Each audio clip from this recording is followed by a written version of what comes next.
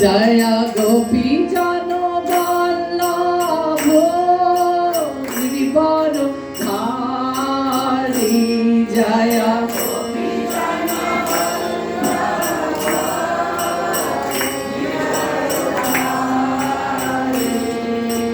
यशोदानन्दन व्रज जन रञ्जन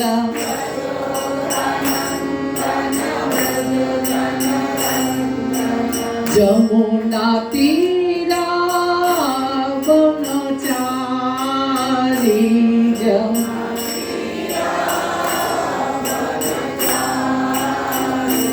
জয় রাধা মাধব কুঞ্জ Bihari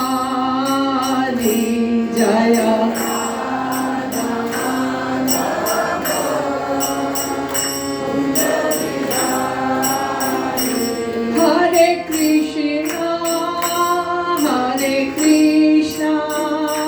Krishna Krishna Hare Hare Hare Rama Hare Rama Rama Rama Hare Hare Hare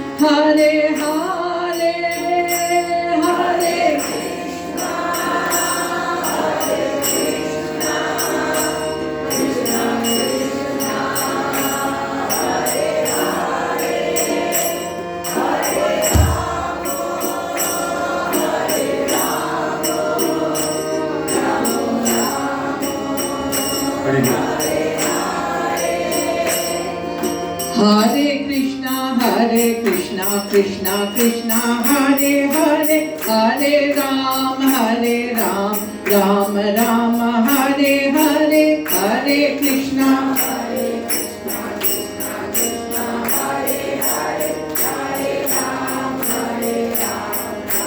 Ram Hare Hare Hare Krishna Krishna Krishna Hare Hare Hare Rama Rama Rama Hare Hare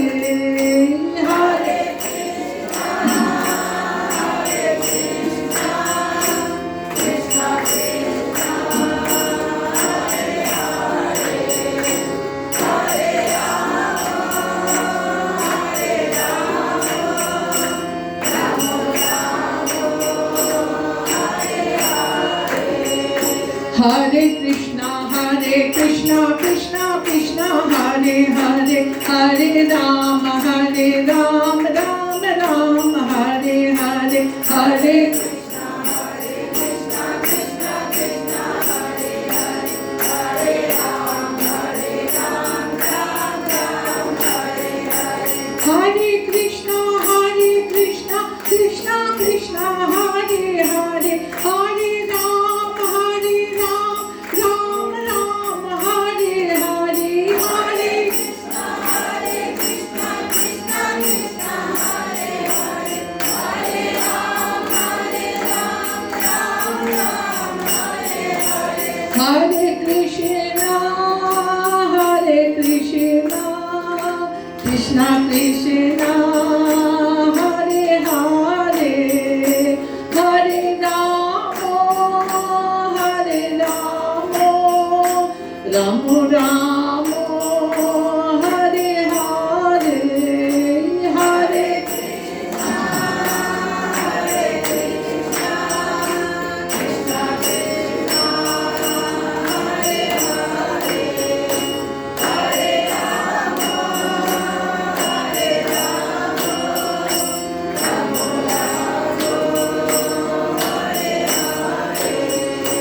Jaya Jaya Prabhupada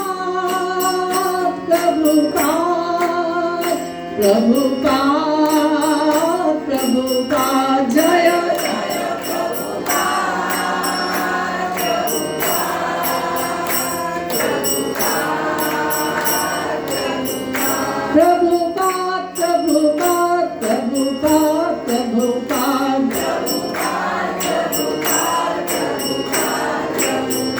Jaya Jaya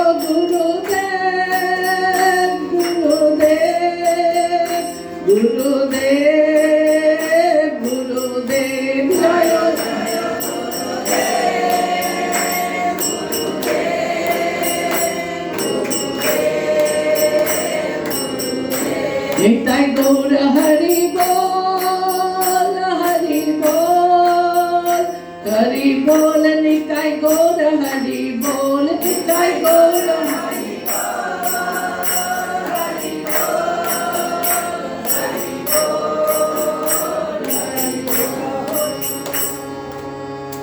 Nitai गौर प्रेमानंदे, हरि हरि बोल। ओम अज्ञानतिमिरान्धस्य ज्ञानाञ्जनशलाकया चक्षुरुन्मिलितं येन तस्मै श्रीगुरवे नमः। नमो विष्णुपादाय कृष्णप्रेष्ठाय भूतले श्रीमते भक्तिवेदान्त स्वामिनिति नामिने। वाञ्छाकल्पतरुभ्यश्च कृपा सिन्धुभ्येव च पतितानां पावनेभ्यो वैष्णवेभ्यो नमो नमः। जय श्री कृष्ण चैतन्य प्रभु नित्यानंद श्री अद्वैत गदाधर शिवासादि गौर भक्तवृंद। हरे कृष्णा कृष्णा कृष्णा हरे हरे, हरे राम राम राम हरे हरे।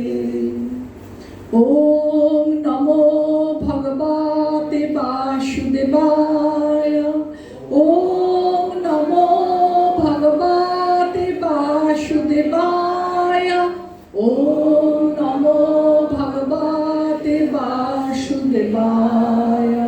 नारायणं नमस्कृतं नरं चैव नरोत्तमं देवी सरस्वती व्यासं ततो जयमुदीरये।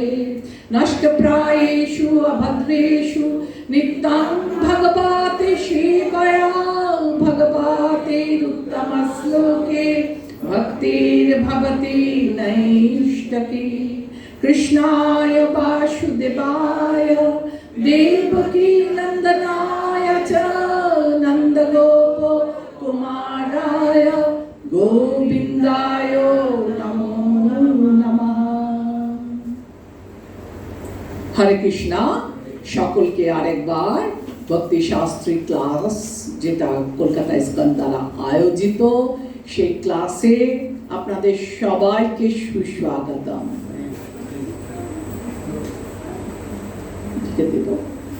এখন মিত্রা রূপিণী দেবী দাসী।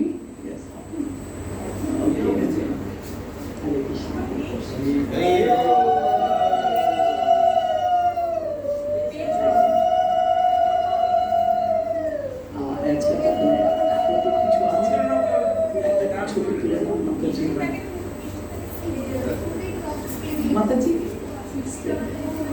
দুটো হাত এইভাবে।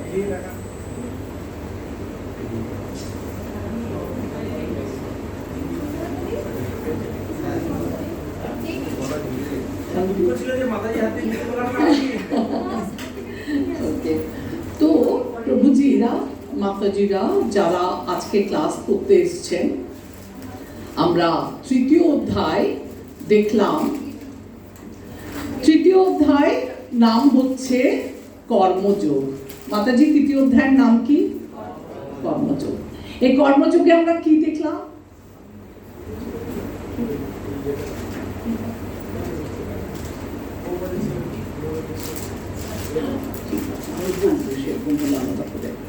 হ্যাঁ, তো আমরা কি দেখলাম? তৃতীয় অধ্যায়ের 1 থেকে 9 নম্বর শ্লোকে গত ক্লাসে আমরা আলোচনা করেছিলাম যে কর্মযোগ জ্ঞানযোগ অপেক্ষা শ্রেষ্ঠ। আর 10 থেকে 16 শ্লোকে আমরা দেখলাম যে কর্মযোগ অনুশীলনে অক্ষম হলে, কেউ যদি কর্মযোগ করতে না পারে, সে ভক্তিপথে কিভাবে করবে? সে কর্মকাণ্ড অনুসরণ করবে, অর্থাৎ সকাম কর্মর মাধ্যমে প্রথম সে অনুশীলন করবে।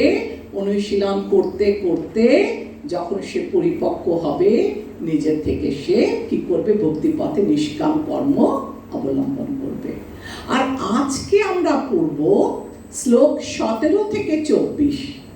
জ্ঞানযোগের জন্য যোগ্য হলেও দৃষ্টান্ত স্থাপনের জন্য কর্মযোগ অনুশীলন। কেউ বলতে পারে যে আমি জ্ঞানী, আমার যোগের দরকার নেই, কর্মযোগ করার দরকার নেই। কিন্তু না, নিজে করলেও, নিজে প্রয়োজন না হলেও দৃষ্টান্ত স্বরূপ অর্থাৎ লোক শিক্ষা দেওয়ার জন্য আপনাকে কর্মযোগ করতে হবে। আমরা কি দেখি না, গুরু মহারাজরা কত উন্নত ধরনের ভক্ত, তাই না? একদম শুদ্ধ ভক্ত ওনারা, কিন্তু তবু আমাদেরকে উদ্ধার করার জন্য ওনারা লোক শিক্ষা দেওয়ার জন্য, আমরা ডিটেল পড়বো যখন শ্লোকগুলো আসবে, তখন নিজেরা আচরণ করে লোককে শেখায়। ওনারা নিজেরা যখন আচরণ না করে, তাহলে আমরা কি করে শিখবো? আমরা ওনাদেরকে দেখে শিখবো। সেটা আজকে আমরা ডিটেল পড়বো। আর কি পড়বো? 25 থেকে 29 নম্বর শ্লোকে কর্মযোগ আর কর্মকাণ্ডের মধ্যে কি পার্থক্য? কর্মযোগ মানে কি? ভক্তিযোগ, নিষ্কাম কর্ম। আর কর্মকাণ্ড মানে কি? সকাম কর্ম। সকাম কর্ম কাকে বলে? যে কাজ করব আমরা কোনো ফলের আশা করে। আমি স্কুলে পরীক্ষা দিচ্ছি, কেন? ভালো রেজাল্ট হবে। ভালো রেজাল্ট করে কি হবে? ভালো রেজাল্ট করলে আমি ভালো জায়গায় কলেজে চান্স পাবো। কলেজে চান্স পেয়ে কি হবে? আমি ভালো কোনো প্রতিষ্ঠানে, কোনো কোম্পানিতে চাকরি পাবো। আর ভালো করে পড়লে আমি ভালো পোস্টে যেতে পারবো, সেখান থেকে আমি স্যালারি পাবো ভালো, আর সেটা দিয়ে আমি আমার দেহ, পরিবার আর কে প্রতিপালন করব। আর যখন আমরা ভক্তিপথে আসবো, যখন আমাদের বাড়িটা হয়ে যাবে কৃষ্ণকেন্দ্রিক বাড়ি, তখন আমরা সেই অর্থ দিয়ে কৃষ্ণ সেবার মাধ্যমে আমরা কি করব? আমাদের জীবনকে চালিত করব। 30 থেকে 35 নম্বর শ্লোকে আমরা দেখব কর্মযোগের দ্বারা পারমার্থিক উন্নতি। আমরা যদি কর্মযোগ অনুশীলন করি, কোনো ফলের আশা না করে আমরা যদি কর্মযোগ করি, অর্থাৎ কর্মণ্যেবাধিকারস্তে মা ফলেষু কদাচন, আমরা আমাদের কাজ করে যাব, কিন্তু আমরা ফলের কোনো আশা করব না। এইটা করলে আমাদের পারমার্থিক জীবন উন্নতি হবে। আর লাস্ট 36 থেকে 43 শ্লোকে আমরা দেখব কর্মযোগের প্রধান বাধা। আপনি যখন ভক্তিপথে এগিয়ে যাবেন, নানা রকম অবস্টাকল আপনার কাছে আসবে। কত বাধা ভক্তিপথ করতে গেলে। প্রথম বাধা, বাইরের লোক আপনাকে বলবে না, বাড়ির লোক প্রথম অবজেকশন করে, এই তো নিরামিষ খাচ্ছিস, শরীর রোগা হয়ে যাচ্ছে, বলে না? এদিকে দেখুন, নিরামিষ খেয়েও লোকে হয়তো অসুস্থ হয়, কিন্তু বাহানা না। তারপরে আপনার দ্বিতীয় বাধা, পাড়া প্রতিবেশী, বন্ধু বান্ধব, যখন আপনি তিলক লাগিয়ে গলায় কণ্ঠি পরে যাবেন, কি করে? আপনাকে নানা রকমের ব্যঙ্গ করতে পারে, দেখো দেখো বৈষ্ণব হয়ে গেল, কপালে তিলক, গলায় কণ্ঠি। তো এই যে বাধাগুলো আসে, এগুলো অতিক্রম করতে হবে। শুধু তাই না, আমাদের যে ইন্দ্রিয়গুলো আছে না, কি কি ইন্দ্রিয় আছে? চক্ষু, কর্ণ, নাসিকা, জিহ্বা, ত্বক। 4-5টা হচ্ছে আমাদের জ্ঞানেন্দ্রিয়। এছাড়া আমাদের 5টা কর্মেন্দ্রিয় আছে। কি কি? পানি, পাদ, পায়ু, উপস্থ আর বাক। তো এই 10টা ইন্দ্রিয় ক্রমাগত বাইরের জগৎটাকে আকর্ষণ করে। বাইরের জগতে কি আছে? বহির্বিশ্বে রূপ, রস, শব্দ, গন্ধ, স্পর্শ, এটাকে নিতে খুব ভালোবাসে। তো আমরা এই শ্লোকের মাধ্যমে আজকে আমরা জানবো যে ভক্তি যোগে যখন আমরা এগোবো, তখন আমরা আপনাদের মনে আছে 2 নম্বর অধ্যায়ে আমরা পড়েছিলাম যে কি ধায়াত বিষয়াঙ্কুশ, আমাদের যে ইন্দ্রিয়গুলো আছে সে সব সময় বহির্জগতের এই বিষয়গুলো, কি কি বিষয়? তন্মাত্র, রূপ, এদেরকে অ্যাট্রাক্ট করে। ঠিক আছে, তো এরা অ্যাট্রাক্ট করলো। আমি ওই ছকটা মনে আছে আপনাদের? কার কার মনে আছে? প্রথমে কি 1 নাম্বার কি ছিল? বিষয় চিন্তা। 2 নাম্বার কি ছিল? আসক্তি। বিষয় চিন্তা করতে করতে আমাদের মনে আসক্তি হবে যে ওটা আমার চাই, ওটা আমার ভালো লেগেছে কোনো জিনিস, ওটাকে আমি পেতে চাই। তো 1 নাম্বার বিষয় চিন্তা, 2 নাম্বার আসক্তি, 3 নাম্বার কামনা, এই যে আমার আসক্তি হলো ওই জিনিসটার উপরে, ওটাকে আমার চাই। 4 নাম্বার আমি যদি পেলাম তো ভালো, আপনি মনে মনে কোনো জিনিস চাইছেন, আপনি যদি দিল তো খুব ভালো, আর যদি না দেয় তাহলে কাম যদি আমাদের ফুলফিল না হলো, কামনা বাসনা, তাহলে আমাদের কি হবে? মনে ক্রোধ হবে, রাগের সঞ্চার হবে। তাহলে রাগ হলো, ক্রোধ হলো, তারপর কি আছে? ক্রোধ আমাদের কি করবে? সম্মোহ করবে। ক্রোধে মানুষ অন্ধ হয়ে যায়, তাই না? কখনো কখনো তো সম্মোহ হলো।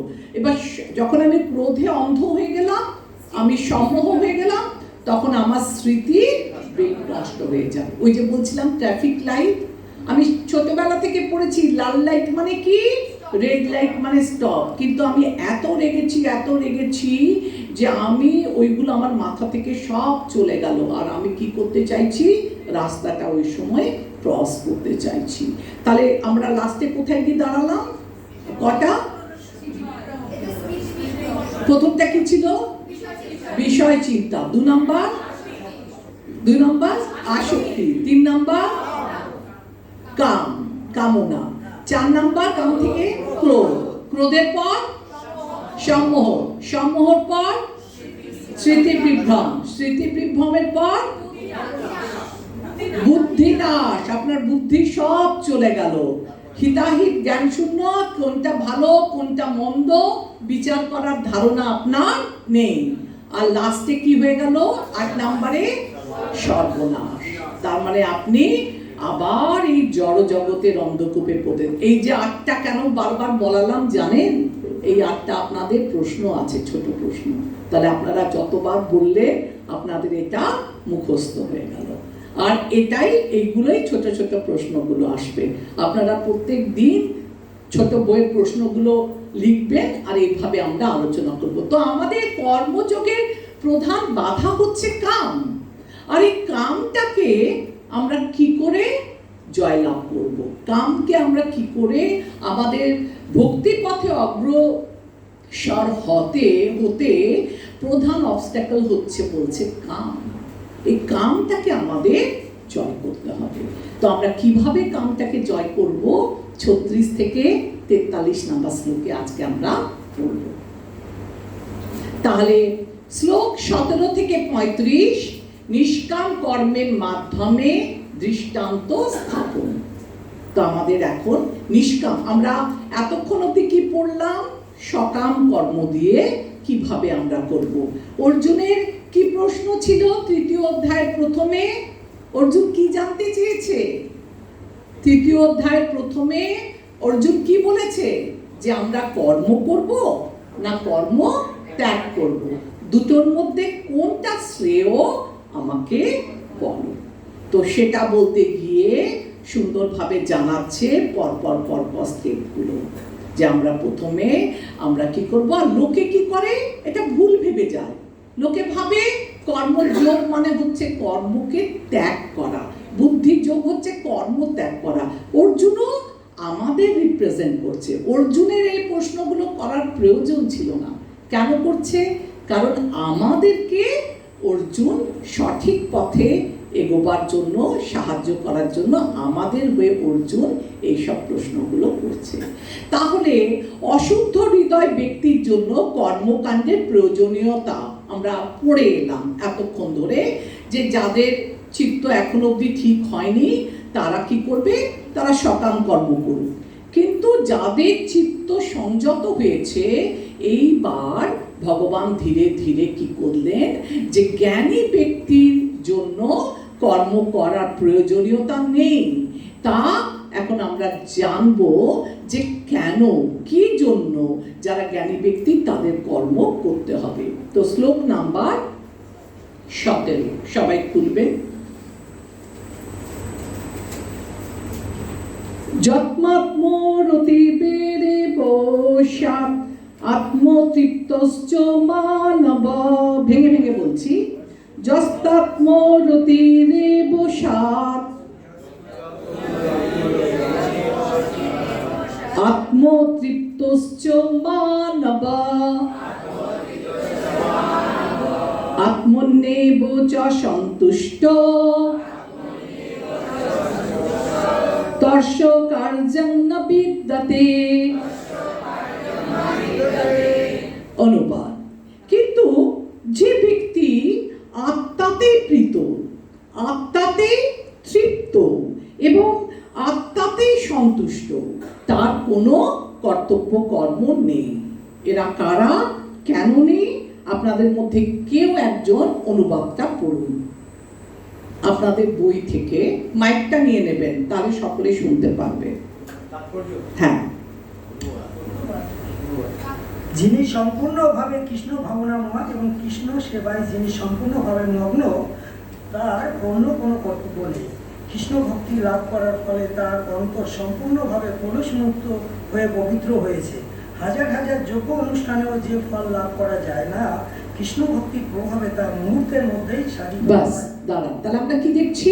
যে দেখুন, যারা অলরেডি কৃষ্ণ ভাবনায় যুক্ত আছে, যারা অলরেডি ভগবানের ভক্তি পথে যুক্ত আছে, উচ্চ স্তরের যারা মুনি ঋষি যোগী, তাদের কর্ম করার প্রয়োজন নেই, কারণ তারা অলরেডি ভগবানের শুদ্ধ ভক্ত, তারা অলরেডি ভগবানের ভক্তি পথে রত। কিন্তু কি বলছে? তিনি তার হৃদয়ের ভেতরে পরমাত্মাকে দেখতে পায়, আর সেই জন্য তার বাহ্যিক কোনো আচরণের প্রয়োজন নেই। কারণ কি? সে নিজের আত্মাতেই তৃপ্ত, আর শুধু তা না, নিজের আত্মাতেই সন্তুষ্ট, তাই জন্য তার কোনো কর্তব্য কর্ম নেই। আর কৃষ্ণ ভক্তি ও কৃষ্ণ ভক্তের মাঝে দুটো শ্লোক পরপর পড়ে নিয়ে আমি আবার ওটাকে ডিটেল বলছি। নৈব তস্য কৃতেনার্থ না কৃতেন কশ্চন ন চাস্য সর্বভূতেষু কশ্চিৎ অর্থ অবাপ্স্রয় ন চাস্য সর্বভূতেষু কশ্চিৎ অর্থ ব্যাপাশ্রয়। আত্মনন্দ অনুভবকারী ব্যক্তির এই জগতে ধর্ম অনুষ্ঠানের কোনো প্রয়োজন নেই, এবং এই প্রকার কর্ম না করারও কোনো কারণ নেই।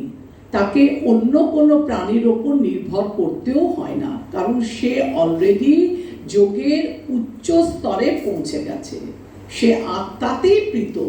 বহির্জগতে আপনার দ্বন্দ্ব, ভালো মন্দ, সুখ দুঃখ, এগুলোর সঙ্গে যার কোনো সম্পর্ক নেই, তার এই সমস্ত কাজ না করলেও চলে। বোধগম্যতাতে কি বলছে? কৃষ্ণ ভক্ত কিভাবে সামাজিক কর্তব্য অকর্তব্যের গণ্ডিতে আবদ্ধ থাকেন না। পড়ুন একজন, যে মানুষ তার স্বরূপ উপলব্ধি করে জানতে পেরেছেন যে তিনি হচ্ছেন ভগবান শ্রীকৃষ্ণের নিত্য দাস, তিনি আর সামাজিক কর্তব্য অকর্তব্যের গণ্ডিতে আবদ্ধ থাকেন না, কারণ তিনি তখন বুঝতে পারেন শ্রীকৃষ্ণের সেবা করাটাই হচ্ছে একমাত্র কর্তব্য। তো যারা উচ্চ স্তরের ভক্ত, যারা নিজের স্বরূপ সম্বন্ধে জেনেছে যে সে দেহ নয়, সে কি? সে হচ্ছে ভগবানের, সে হচ্ছে ভগবানের নিত্য দাস, এবং সে অলরেডি সিদ্ধ, তাকে জড়জগতের কোনো কাজ করার প্রয়োজন নেই। সে জানে যে কৃষ্ণ ভক্তি মানে শুধু অলসতা নয়, কৃষ্ণ ভক্ত মানে সব কর্ম ত্যাগ করে দূরে বসে ধ্যান করা নয়। কৃষ্ণ ভক্ত কাদের বলা হয়? ঋষিকেন ঋষিকেশ সেবনম ভক্তির উচ্চতে। যখন আমরা আমাদের সমস্ত ইন্দ্রিয় দিয়ে ভগবানের সেবা করব, সেটাই হচ্ছে আমাদের আসল কৃষ্ণ ভক্তি। তো এই যেটা আমি বললাম, এটাকে জাতানন্দ অনুভবকারীর ব্যক্তির বৈশিষ্ট্য। কি বৈশিষ্ট্য?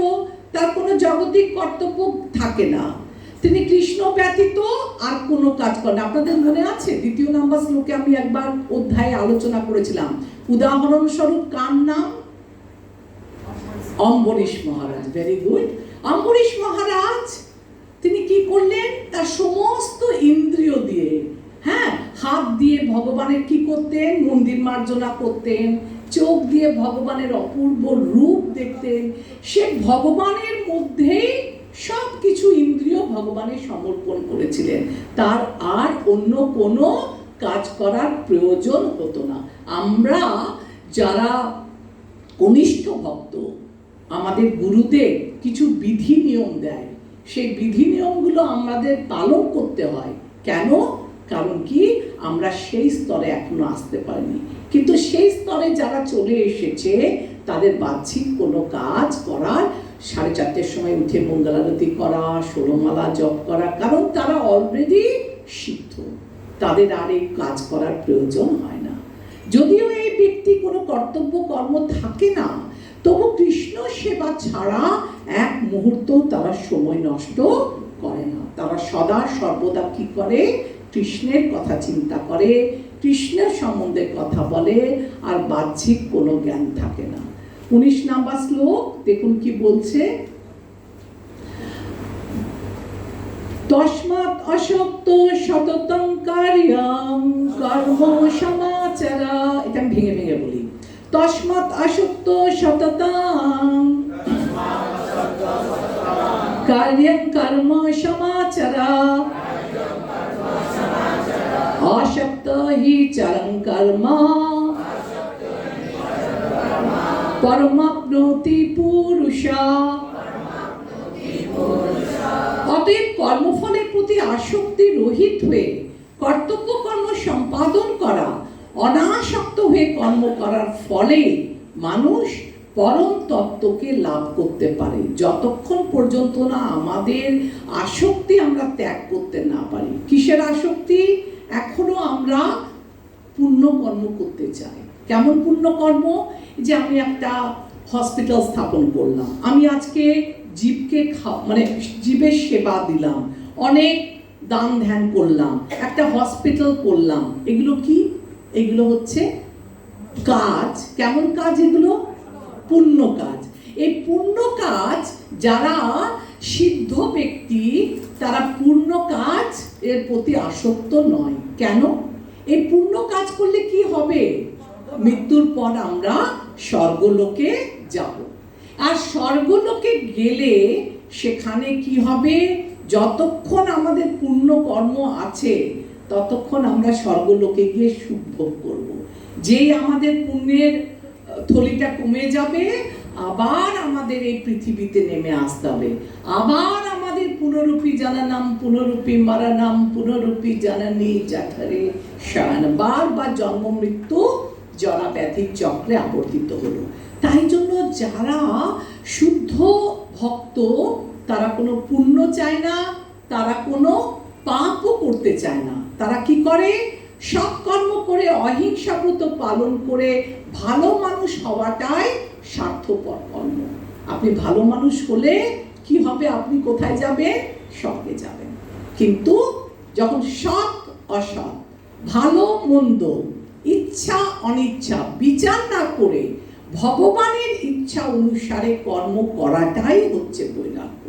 অর্জুনকে ভগবান বলেছেন যে তুমি যুদ্ধ করো, ভগবান আদেশ দিয়েছে, তাই তুমি যুদ্ধ করবে, এটাই নিয়ম, এটাই হচ্ছে সর্বশ্রেষ্ঠ কর্ম। যদি আমরা কি করি? অনেক জীবের সেবা করি, অনেক ভালো ভালো কাজ করি, সৎ কর্ম করি, এটা আমাদের ভগবত ভক্তি হলো না। আমরা যখন সৎ অসৎ, ভালো মন্দ, ইচ্ছা, এই যে দ্বন্দ্ব ভাবগুলো আমরা 2য় চ্যাপ্টারে পড়ে এসেছি, সেইগুলো যখন সেইগুলো বিচার না করে কেবলমাত্র ভগবানের সেবার জন্য নিজেকে নিযুক্ত করব, তখনই হচ্ছে সেটা আসল কর্ম। আমরা আপনাদের সঙ্গে আলোচনা করেছিলাম এই কর্ম কয় প্রকার? কর্ম কি কি? একটা হচ্ছে কর্ম যেটা আমাদের কর্তব্য কর্ম, শাস্ত্রে দেওয়া আছে। একটা হচ্ছে বিকর্ম যেটা শাস্ত্রের উল্টো, যেটা পাপ কাজ। চারটে নিয়ম পালন, চারটে পাপ কার্য কি কি গুরুদেব আমরা দীক্ষার সময় বলেছিলাম? একটা হচ্ছে আমিষ আহার বর্জন, 2 নাম্বার নেশা বর্জন, 3 নাম্বার দ্রুত ক্রীড়া আর অবৈধ সঙ্গ। তো আর আমাদের এই যে চারটে পাপ কার্য, এই পাপ কার্য থেকে আমাদের কি করতে হবে? বিরত। আমি কি পড়াচ্ছিলাম আপনাদের? কি টপিকটা ছিল? চারটে পাপ কার্য কেন বললাম? কর্ম, অকর্ম, বিকর্ম। এগুলো হচ্ছে বিকর্ম, যখন আপনি পাপ কাজে লিপ্ত হবে। অকর্মটা কি? যখন আমরা ভগবানের রিলেটেড, আমরা যখন ভক্তি করব, ভগবানের সঙ্গে সম্পর্ক স্থাপন করব, সেটা হচ্ছে অকর্ম। আর এই অকর্মটা কখনো ক্ষয় হয় না। আপনি এই জীবনে যতটুকু ভক্তি করলেন, পরবর্তী জীবনে তারপর থেকে আপনি ভক্তি করবেন, ভক্তির কোনো ক্ষয় নেই। তাই 20 নম্বর শ্লোকে অর্জুন বললেন, এর কি কোনো উদাহরণ আছে? আচ্ছা হ্যাঁ, এটা আমি আপনাদেরও জিজ্ঞাসা করি। দেখুন, আপনারা কোনো শাস্ত্রীয় উদাহরণ দিতে পারবেন যারা এরকম আগের আমি পড়ালাম যেটা, যারা সৎ অসৎ, ভালো মন্দ, ইচ্ছা অনিচ্ছা এই সব কিছু ত্যাগ করে কেবল ভগবানের ইচ্ছাটাকে প্রতিপন্ন করার জন্য ভগবানকে ভালোবেসেছে, ভগবানের কথা মেনেছে, এরকম উদাহরণ?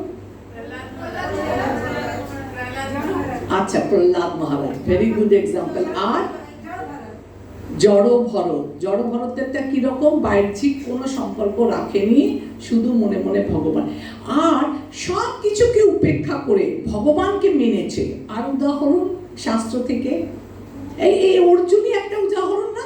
অর্জুন লাস্টে এসে কি বলবে? ভগবান কি বলবে? এত উপদেশ দিলাম, কর্মযোগ, জ্ঞান যোগ, ধ্যান যোগ, লাস্টে ভগবান কি বলল? যথা ইচ্ছা তথা করু।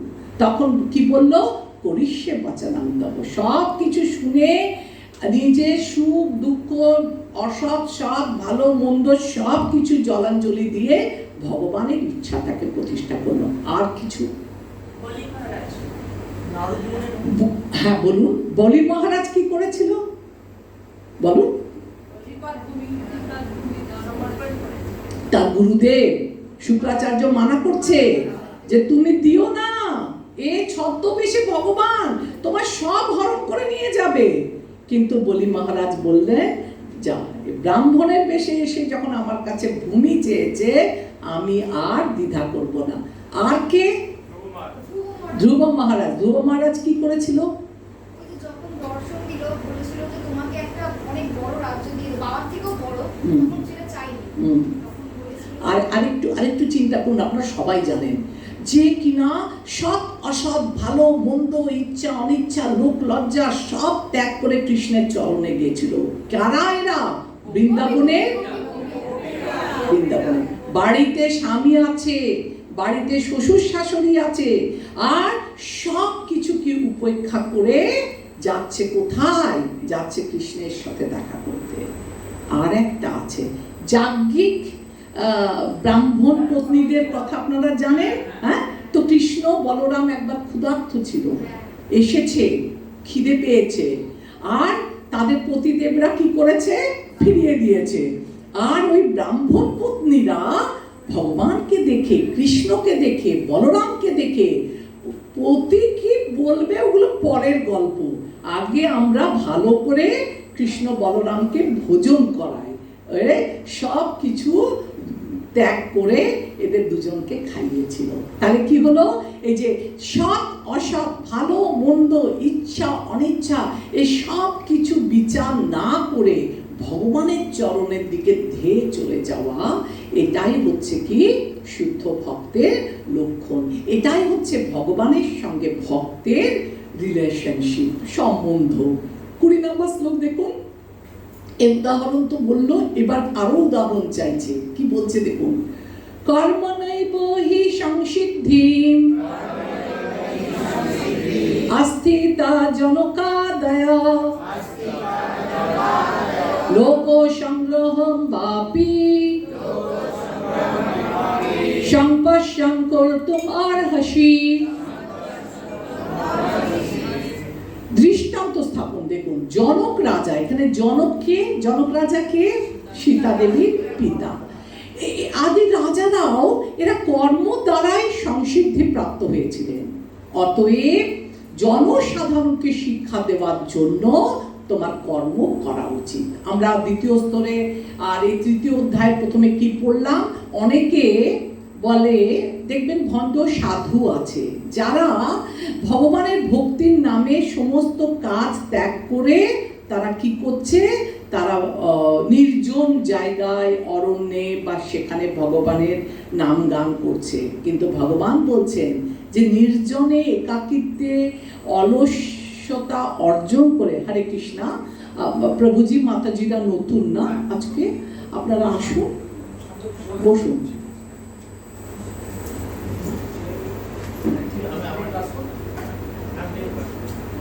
আচ্ছা, তো আমরা কতদূর গেছিলাম যে কি পড়তে, হ্যাঁ, জনসাধারণকে শিক্ষা দেওয়ার জন্য আমাদের কি করতে হবে, কারণ কি জনক রাজা, সে রাজা, তার কাজ করার কি প্রয়োজন, তবু সে কাজ করছে। কারণ কি, রাজা যদি নিজে ভক্তি করে দেখায় তাহলে জনসাধারণ তাকে সেই জিনিসটা ফলো করবে। দেখুন আমাদের বলে না যে আমাদের কেউ কেউ আছে না যে জড় জগতের শিক্ষক আর ভক্ত আর অভক্তের মধ্যে কি পার্থক্য। অভক্ত স্কুলে পড়াচ্ছে কিন্তু সে নিজে আচরণ করে দেখাচ্ছে না। একটা টিচার সে বাচ্চাদের বলছে যে 11-12 ছেলেদের যে সিগারেট, জাগতিক উদাহরণ দিচ্ছি, সিগারেট খাওয়া মানা বলছে টিচার, কিন্তু টিফিন টাইমে সেই টিচারই যে বাইরে স্মোক করছে। কিন্তু যারা ভক্ত তারা কি করে, তারা নিজের আচরণের মধ্যে দিয়ে লোক শিক্ষা দেয়। তার মানে ভক্ত আর অভক্তের পার্থক্যটা বুঝলেন।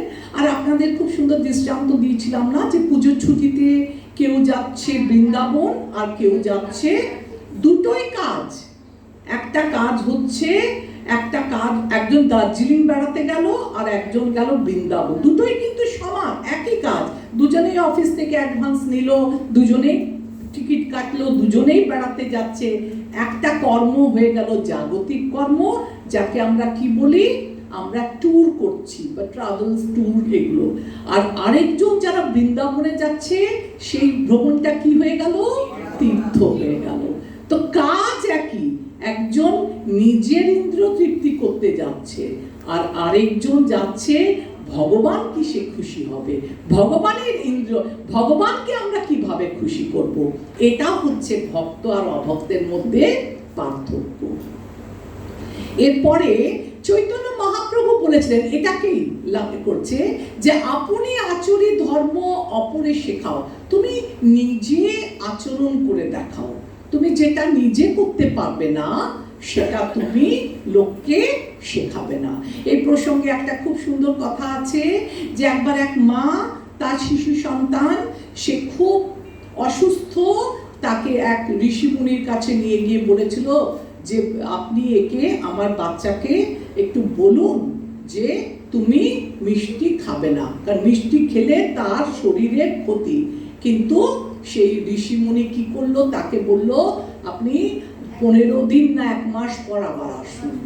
তা 15 দিন 1 মাস পরে আবার মা বাচ্চাটাকে নিয়ে গেছে, তখন বাচ্চাটাকে বলছে যে তুমি মিষ্টি খাওয়া ছেড়ে দাও, মিষ্টি খাবেন না, আপনার মুখটা দেখতে অসুবিধা হচ্ছে। এবার ঠিক আছে, আপনি একটু এদিকে বসলে, একটু সরে আসুন এর পাশে, তাহলে আমি দেখতে পেলে 1 to 1 ভালো হয়। আচ্ছা, তখন মা বলছে বাস এইটুকু কথা বলার জন্য আমাকে আবার 1 মাস পরে আসলেন, আমার ছেলেটার তো কিছুই আপনি জড়িবুটি ওষুধ দিলেন না, আপনি কি বললেন যে বাবা তুমি মিষ্টি খেও না, তোমার মিষ্টি খেলে শরীরের পক্ষে খারাপ। বলছে এটা তো আপনি প্রথম দিনেই বলে দিতে পারতেন, আপনি আবার 1 মাস আবার বাচ্চাটাকে নিয়ে আসতে বললেন কেন? আর বলার মধ্যে কি বললেন যে তুমি মিষ্টি খেও না, মিষ্টি শরীরের পক্ষে খারাপ। ওটা তো প্রথম দিনই বলা যেত। তখন বলল যে আমি নিজেও খুব মিষ্টি খেতে ভালোবাসি, তাই আমি যখন নিজে মিষ্টি খেতে ভালোবাসি, আমি তখন একটা বাচ্চাকে কি করে বলবো ভাই তুমি খেও না? তো এই 15 দিন না 1 মাস আমি সংযম করলাম যে আমিও এটা ত্যাগ করব, তাই আমি এটা বললাম। তার চৈতন্য মহাপ্রভু কি বলেছে? শিক্ষক সঠিকভাবে শাস্ত্র, এটা তো পড়ালাম। আর বলছে আচার করেন কেউ, কেউ না, আচার আর প্রচার। আচার, কেউ নিজে খুব নিষ্ঠাবান, একদম সকালবেলা উঠছে, 3টের সময় উঠে 16 মালা জপ করছে, 4:30-র সময় মঙ্গলারতি করছে, নিজে একদম কোনো নিয়মের মানে কমি নেই, সব ঠিকঠাক, কিন্তু প্রচার করছে না। নিজে করলে হবে? আমাদের ভগবান কি বলে যে নিজে যতটুকু শিখলে, গুরু মহারাজ আমাদের বলে না, আপনি যা জানেন যতটুকু জানেন লোকের মধ্যে আপনার জ্ঞানটা বিতরণ করুন, তবে সে জ্ঞানটা সলিড হবে, তবে আপনি যথার্থ শিক্ষক হবেন, বা তবে আপনার জ্ঞান গ্রহণ করাটা সার্থক হবে। কেউ আচার করে, কেউ প্রচার করে না। আবার দেখবেন অনেকে প্রচুর প্রচার করছে, অনেক অনেক অনেক প্রচার করছে, কিন্তু নিজে সেটা পালন করছে না। থিওরিটিক্যাল বলে দিচ্ছে, কিন্তু প্র্যাকটিক্যালি নিজে আচার করে, প্রচার করে না। প্রচার কেউ করছে তো আচার করছে না। তো বলেছিল আচার প্রচার এই দুটোকে প্যারালালি রান করাতে হবে, তাহলে সেটা সঠিক শিক্ষা। আর জনসাধারণের উচিত তাই কাদের অনুসরণ করা? মহাজনদের অনুসরণ করা। কেন? আজকাল কলিকালের যুগ, আমরা এখন কাদের অনুসরণ করছি? দেখি না সিনেমাতে যে হিরো হিরোইনরা কিরকম ড্রেস পরছে, কিরকম চুলের স্টাইল করেছে, কিরকম পোশাক পরছে, আর আমরা তাকে ফলো করতে চেষ্টা করি না।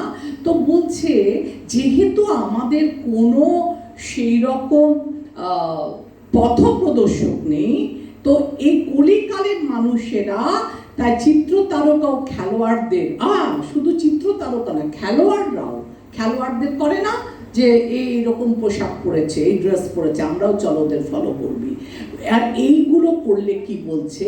আমাদের ভক্তি পথে নিয়ে যাবে না, আমরা বিপথে চালিত হব। তাহলে আমাদের কাদের অনুসরণ করা উচিত? আমাদের যে দ্বাদশ মহাজন আছে তাদের অনুসরণ করা উচিত। আর কি বলছে কেন করব এরকম? তখন বলছে 21 নম্বর শ্লোকে, যৎ যৎ আচরতি শ্রেষ্ঠা শ্রেষ্ঠ সৎ দেবে তারো জানা, যৎ যৎ আচরতি শ্রেষ্ঠা তত্ত দেবে তারো জানা,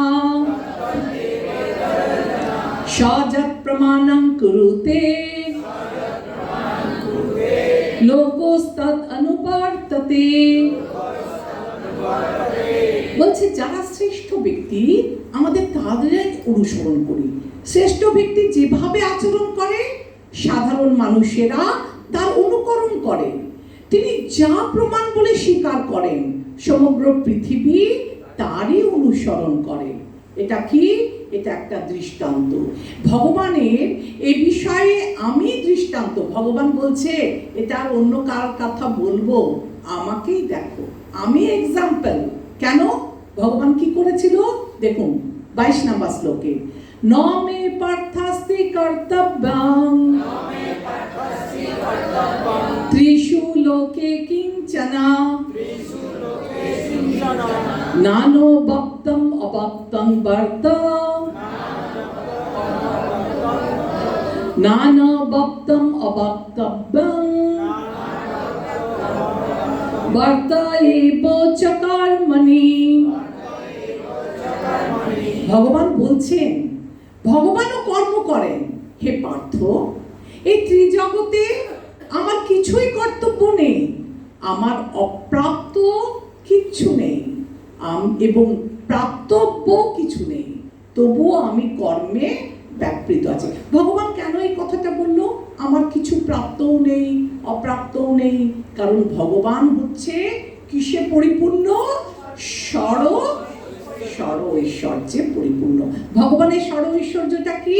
সমগ্র ঐশ্বর্য।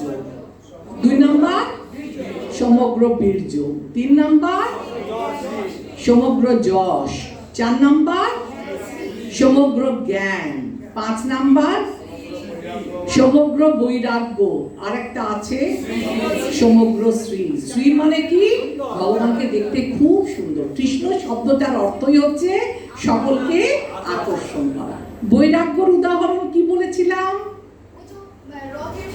রথের সারথি ছিল। এগুলো কিন্তু সব পরীক্ষায় আসবে, মানে এগুলো শর্ট কোশ্চেন আপনাদের বলাচ্ছি, মানে এইগুলো আপনাদের মনে করিয়ে দিচ্ছি। এটা সর্বৈশ্বর্য, ভগবান সর্বদা ষড় ঐশ্বর্যতে পরিপূর্ণ। ষড় ঐশ্বর্য মানে কি? ভগবানের 6টা ঐশ্বর্য আছে। যেমন অনেকের হয় না, হয়তো মাতাজির অনেক সুন্দর দেখতে, কিন্তু মাতাজির অত পয়সা নেই। কারো পয়সা আছে সুন্দর দেখতে, কিন্তু তার এত জ্ঞান নেই। অনেকের আছে জ্ঞান আছে, দেখতে সুন্দর, কিন্তু তার হয়তো বৈরাগ্য নেই। বৈরাগ্য মানে দীনতা, যে আমি নিচু হয়ে থাকবো। তৃণাদপি সুনিচেন তররপি সহিষ্ণু না অমানিনা মানদেন কীর্তনিয়া সদা। তো ভগবানের এই 6টা ঐশ্বর্য সমানভাবে আছে, যার জন্য তিনি ভগবান। ঠিক আছে? তো মাতাজি আপনি নোট করতে চাইছেন, এইটা না আপনাদের পাঠিয়ে দেবে, তো আপনারা ওখান থেকে নোট করে নেবেন। তাও আরেকবার সবাই বলুন, আপনাদের মুখস্থ হবে। মাতাজি জানতে চেয়েছে 1 নাম্বার কি ছিল? সমগ্র ঐশ্বর্য। 2 নাম্বার বীর্য। 3 নাম্বার সমগ্র ঐশ্বর্য, সমগ্র বীর্য, সমগ্র যশ। 4 নাম্বার সমগ্র শ্রী। আচ্ছা ঠিক আছে। 5 নাম্বার সমগ্র জ্ঞান, আর 6 নাম্বার একদম সুন্দর। এইগুলো একটা নাম্বারও আপনাদের কেউ কাটতে পারবে না, একদম মুখস্থ হয়ে গেছে সকলে। না, 1 নাম্বার থাকে, 2 নাম্বার থাকে, ছোট বইয়ের কোশ্চেন গুলো অল্প। আর যদি দেখেন 2 নম্বর আছে, তখন 1 লাইন লিখে দেবেন এক্সাম্পল একটা। যদি দেখেন নাম্বারের উপর কি 3 নাম্বার, মোটামুটি 1 নাম্বার করে থাকলে এটা লিখলেই ব্যাস, আর লিখতে হবে না। তাহলে কি বলছে? তাহলে ভগবান বলছে আমার তো সব আছে, আমার কাজ করার কি প্রয়োজন? তবু আমি এই পৃথিবীতে এসে লোক শিক্ষা দেওয়ার জন্য তিনি কি করেছিলেন? সংসার ধর্ম পালন করলেন। কতগুলো পত্নী ছিল কৃষ্ণের? 16,108 সমানভাবে সংসার ধর্ম করলেন, সমানভাবে যুদ্ধ করলেন, সব কিছু করে দেখিয়ে গেছেন। প্রয়োজন ছিল না, কিন্তু ভগবান হচ্ছেন পরম তত্ত্ব। যদিও তিনি শাস্ত্রের বিধিনিষেধের অতীত, তবুও তিনি শাস্ত্রের নির্দেশকে লঙ্ঘন করতেন না। গুরু গ্রহণ করে নিলেন। কেন? ওনার কি গুরু গ্রহণ করার দরকার ছিল? আমাদেরকে শিক্ষা দেওয়ার জন্য। কারণ আমরা ভগবানকে ডাইরেক্ট পাবো না। ভগবানকে পেতে গেলে আমাদেরকে একটা মাধ্যম চাই, আর সেই মাধ্যমটা কে? সেই মাধ্যমটা হচ্ছে গুরুদেব। গুরুদেব হচ্ছেন আমাদের ভগবানের প্রতিনিধি। তার কি বলছে? কর্ম অনুষ্ঠান না করলে লোকের নাশ ঘটে থাকে। তাই দেখাচ্ছেন, বলুন 23 নাম্বার শ্লোক। যদি অহং না বর্তে আং জাতু কর্মণ্য তন্দ্রিতা মম বর্তানু বর্তন্তে মনুষ্য পার্থ সর্বস্ব। বলছে ভগবান কেন কাজ করছে জানেন? ওই বলছে, হে পার্থ, আমি যদি অনলস হয়ে কর্তব্য কর্মে প্রবৃত্ত না হই, তবে আমার অনুবর্তী হয়ে সমস্ত মানুষ কর্ম ত্যাগ করবে। আগেকার দিনে রাজাদেরকে বলা হতো রাজর্ষি। কেন? একদিকে রাজা, অপরদিকে ঋষি। তাদের কাজ ছিল যে তারা রাজত্ব করবে আর এই সমস্ত বৈদিক নিয়ম আচার পালন করবে, আর তাদের দেখা দেখি সমস্ত প্রজারাও সেটা পালন করবে। তো কৃষ্ণ বলছে, হে পার্থ, আমি যদি অনলস হয়ে বসে যাই, তাহলে আমাকে দেখা দেখি সবাই অনলস হয়ে যাবে। তাই আমি কর্ম করছি। করছি, লোক শিক্ষা দেওয়ার জন্য করছি, তাহলে এরকম যদি কাজ করে তাতে কি ঘটে, কি বলছে দেখুন। উৎসিদে উরিমে লোকা ন কুর্যাৎ কর্ম চেদহম শঙ্করস্য চ কর্তা শাম উপহন্নামিমা প্রজা। আমি যদি কর্ম না করি তাহলে এই সমস্ত লোক সামনে যাবে, আমি বর্ণ সংকর সৃষ্টির কারণ হব এবং তার ফলে আমার দ্বারা সমস্ত প্রজা বিনষ্ট হবে। আপনাদের মনে আছে অর্জুন কেন যুদ্ধ করতে চায়নি? 5টা কারণ বলুন। 1 নাম্বার কি ছিল?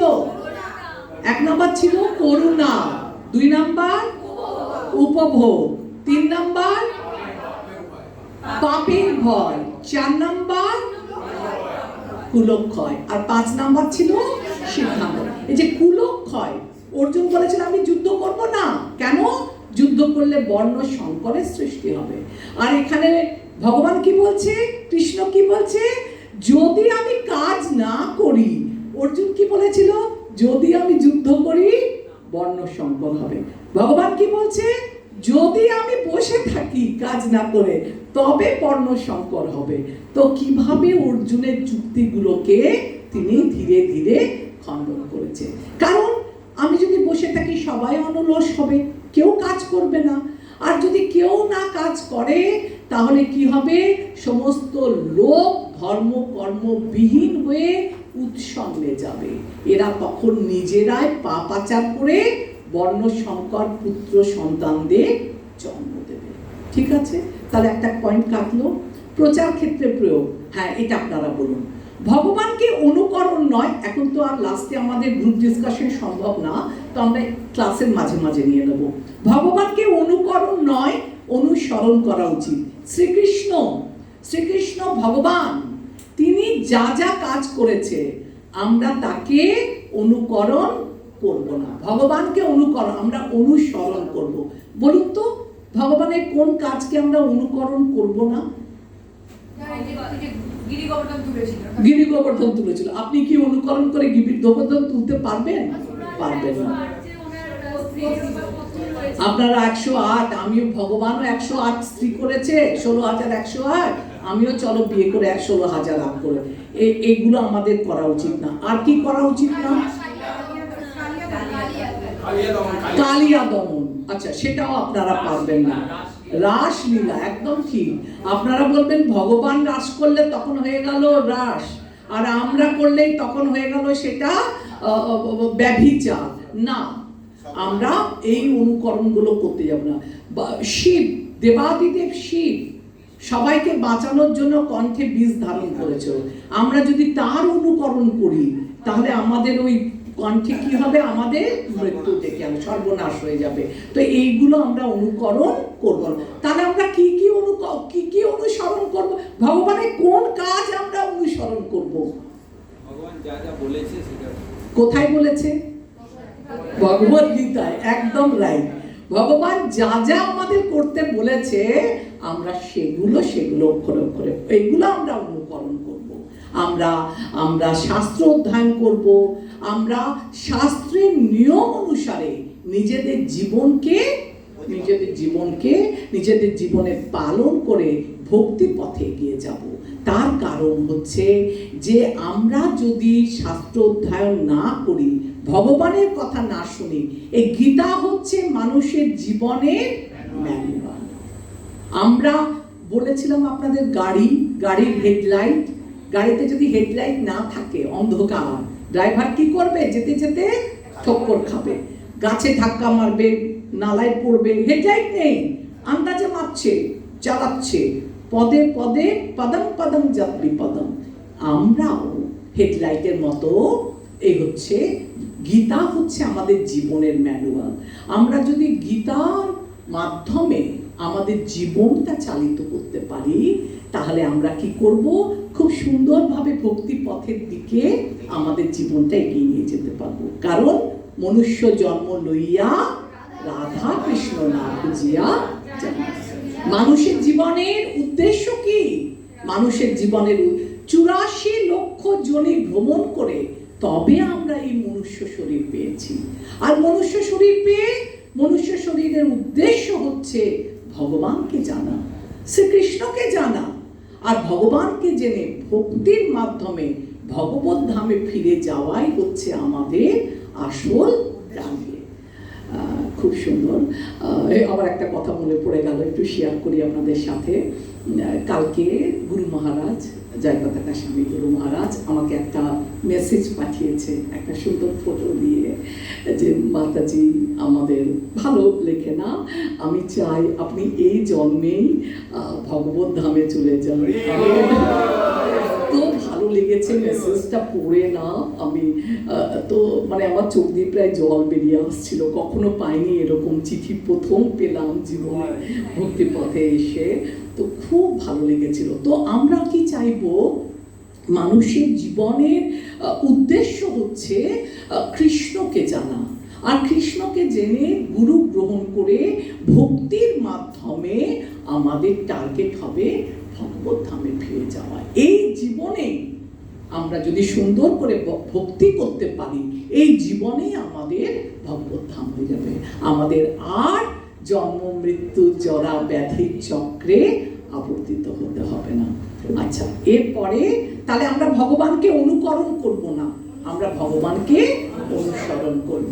এই কথাই এখানে রাসলীলা আপনারা যেসব পয়েন্টগুলো বলেছেন মহাদেবের বিষ, এগুলোই লেখা আছে। তো আমরা আগে বেড়ে যাই। এই যে হলাহল বিষ পান আপনারা করবেন না। আপনি বললেন মাতাজি যে ওই গোবর্ধন পর্বত, এগুলো আমরা করব না। আচ্ছা, তাহলে আমাদের কি করব? দেখুন কি বলছে। সেই জন্য আত্মজ্ঞ পুরুষ ও লোক শিক্ষার জন্য জনসমাজের প্রতি কৃপা পরবশ হয়ে কর্ম করে থাকেন, এটি বলছেন। কি বলছে? সত্তা কর্মণ্য বিদ্যাংশ যথা কুর্বন্তি ভারত কুর্যাৎ বিদ্যাংশ তথা শক্ত চিকীর্ষু লোক সংগ্রহ। কার কর্মের উদ্দেশ্য কি হে ভারত? অজ্ঞানীরা যেমন কর্মফলের প্রতি আসক্ত হয়ে তাদের কর্তব্য কর্ম করে, তেমনি জ্ঞানীরা অনাসক্ত হয়ে মানুষকে সঠিক পথে পরিচালিত করার জন্য কর্ম করবেন। তাহলে কি দেখছি? দেখুন কার কি কর্ম। একটা চোর চুরি করছে, ওটাও তো তার কর্ম। তাহলে ওটা কি তার ধর্ম? আমরা বলি না কর্মই ধর্ম, যে কোনো কর্ম ধর্ম নয়। দেখতে হবে কোন কর্ম আমাদের ঊর্ধ্বগতি দিচ্ছে, আর কোন কর্ম করলে আমরা নিম্ন গতি প্রাপ্ত হব। তো সেটা বিচার বিবেচনা করলে আমরা যদি কৃষ্ণ ভাবনাময় ভক্ত, এবং কৃষ্ণ ভাবনার মধ্যে পার্থক্যটা কি আমরা তাদের মনোবৃত্তিটা জানতে হবে। ওই যে মনোবৃত্তির কথা বললাম, দুজনেই বেড়াতে যাচ্ছে, মনোবৃত্তির খালি তফাৎ। ভক্ত ভগবানের সেবা করতে চায়, অভক্ত নিজের ইন্দ্রিয় তৃপ্তি করতে চায়। এটাই হচ্ছে ভক্ত এবং অভক্তের মধ্যে পার্থক্য। 26 নম্বর শ্লোক দেখুন। ন বুদ্ধি ভেদং জানয়েৎ অজ্ঞানং কর্মসঙ্গিনাম যোষয়েৎ কর্ম সর্বকর্মাণি বিদ্যান যুক্ত সমাচরণ। সপ্তাহ 5 না? ঠিক আছে, হাতে শুনে আছে। জ্ঞানবান ব্যক্তিরা কর্মাসক্ত জ্ঞানহীন ব্যক্তিদের বুদ্ধি বিভ্রান্ত করবে না, বরং তারা বুদ্ধিযুক্ত চিত্তে সমস্ত কর্ম অনুষ্ঠান করে জ্ঞানহীন ব্যক্তিদের কর্মে প্রবৃত্ত করবে। এটা কি রকম? আমি একটা জাগতিক উদাহরণ দিই। আপনি প্রচার করতে গেছেন, আপনি কাউকে খুব গীতা পড়াচ্ছেন, মানে বোঝাচ্ছেন, হ্যাঁ? তো যারা অল্প বুদ্ধি সম্পন্ন ব্যক্তি, যারা ভগবানের ভক্তি করে না, আপনি বোঝালেন, ও হয়তো বুঝলো না, ঠিক আছে, আপনার কথা শুনলো, চলে গেল, মানে এই কান দিয়ে ঢোকালো, হয় না আমাদের, ওই কান দিয়ে বার করে চলে গেল। আপনি গীতা বই হাতে নিয়ে দাঁড়িয়ে রইলেন, সে গট গট করে হেঁটে চলে গেল স্টেশন দিয়ে। খুব ভালো কথা, লোককে আপনি যখন বলেন, তারা কি করে? বলেন না, আমি এই গীতা পড়বো কেন, আর আপনাদের কৃষ্ণকেই বা মানবো কেন? আমরা দুর্গাকে পুজো করি। কেউ বলবে আমি শিবের উপাসক। আপনাকে কৃষ্ণ, আপনি যেমন বলছেন, আমি জানি যে শিব আমার সব কিছু। কেউ দুর্গা, কেউ শিব, বিভিন্ন বিভিন্ন আপনার সঙ্গে বলবে না না না, আপনার কথাটা কি করবে? প্রোটেস্ট করবে। 3 ধরনের ব্যক্তি মূঢ়া। এরা কি করে? আপনি যখন বলবেন একটা গীতা নিন না, একটা গীতা নিন না, রিকোয়েস্ট করবেন, নেবে তো না। আপনি বলবেন, ও তখন উল্টো আপনাকে বোঝাবে। কি বোঝাবে? যে তুমি যেগুলো জানো সেগুলো সব ভুল, আর আমি যেটা জানি সে আপনাকে ছাড়বে না। ওর অভক্তর যে কনসেপ্ট সেটা আপনার মধ্যে প্রেরণ করার চেষ্টা করবে। তাহলে 3 ধরনের, এবং আপনার সঙ্গে বহস করে সে নিজের মতটাকে আপনার ভেতর ঢুকিয়ে দেবে যে না, তুমি সম্পূর্ণ ভুল, আমার কথাটা ঠিক, এবং আপনাকে তর্কে ও বিভ্রান্ত করে আপনাকে পরাজিত করে দেবে। তাই বলছে যে দেখুন, আপনি সেই সব লোকের কাছে যাবেন না যারা আপনাকে বিভ্রান্ত করবে। আর আপনি ওদের বলবেন না যে 16 মালা জপ করো, কণ্ঠিমালা পরো, তিলক পরো। প্রয়োজন নেই। কি করে কি প্রয়োজন? তাহলে ওদের সঙ্গে কি রকম করবে? ওদের সঙ্গে বলছে যারা ইন্দ্রিয় তৃপ্তি করে, যারা ভগবানের ভক্তি করে না, আপনি তাদের কাছে গিয়ে নিজের আচরণের মধ্যে আপনি আপনার ধর্ম ফলো করবেন। আপনাকে দেখে দেখে তারা শিখবে। আপনি যদি তাদেরকে নিয়ম বলতে চান তাহলে তারা মানবে না। আপনাকে কি করতে হবে? আপনার আচরণের মাধ্যমে তারা শিখবে। সদ্গুরুর সত্তাবধানে সেবা করলে কোনো বৈদিক আচার পালন করার দরকার হয় না। আচ্ছা, এটা হচ্ছে যারা উচ্চতর মানে। আচ্ছা ঠিক আছে, এগুলোই। এবার দেখুন, তাহলে অজ্ঞ ব্যক্তিকে জ্ঞানের উপদেশ দেওয়া দরকার।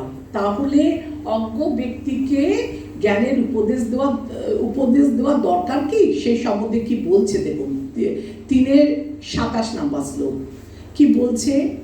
অর্জুন যদি বলেন জ্ঞানীগণেরও কর্তব্য কর্ম করা উচিত, তাহলে জ্ঞানী আর অজ্ঞানী এদের মধ্যে পার্থক্য কি?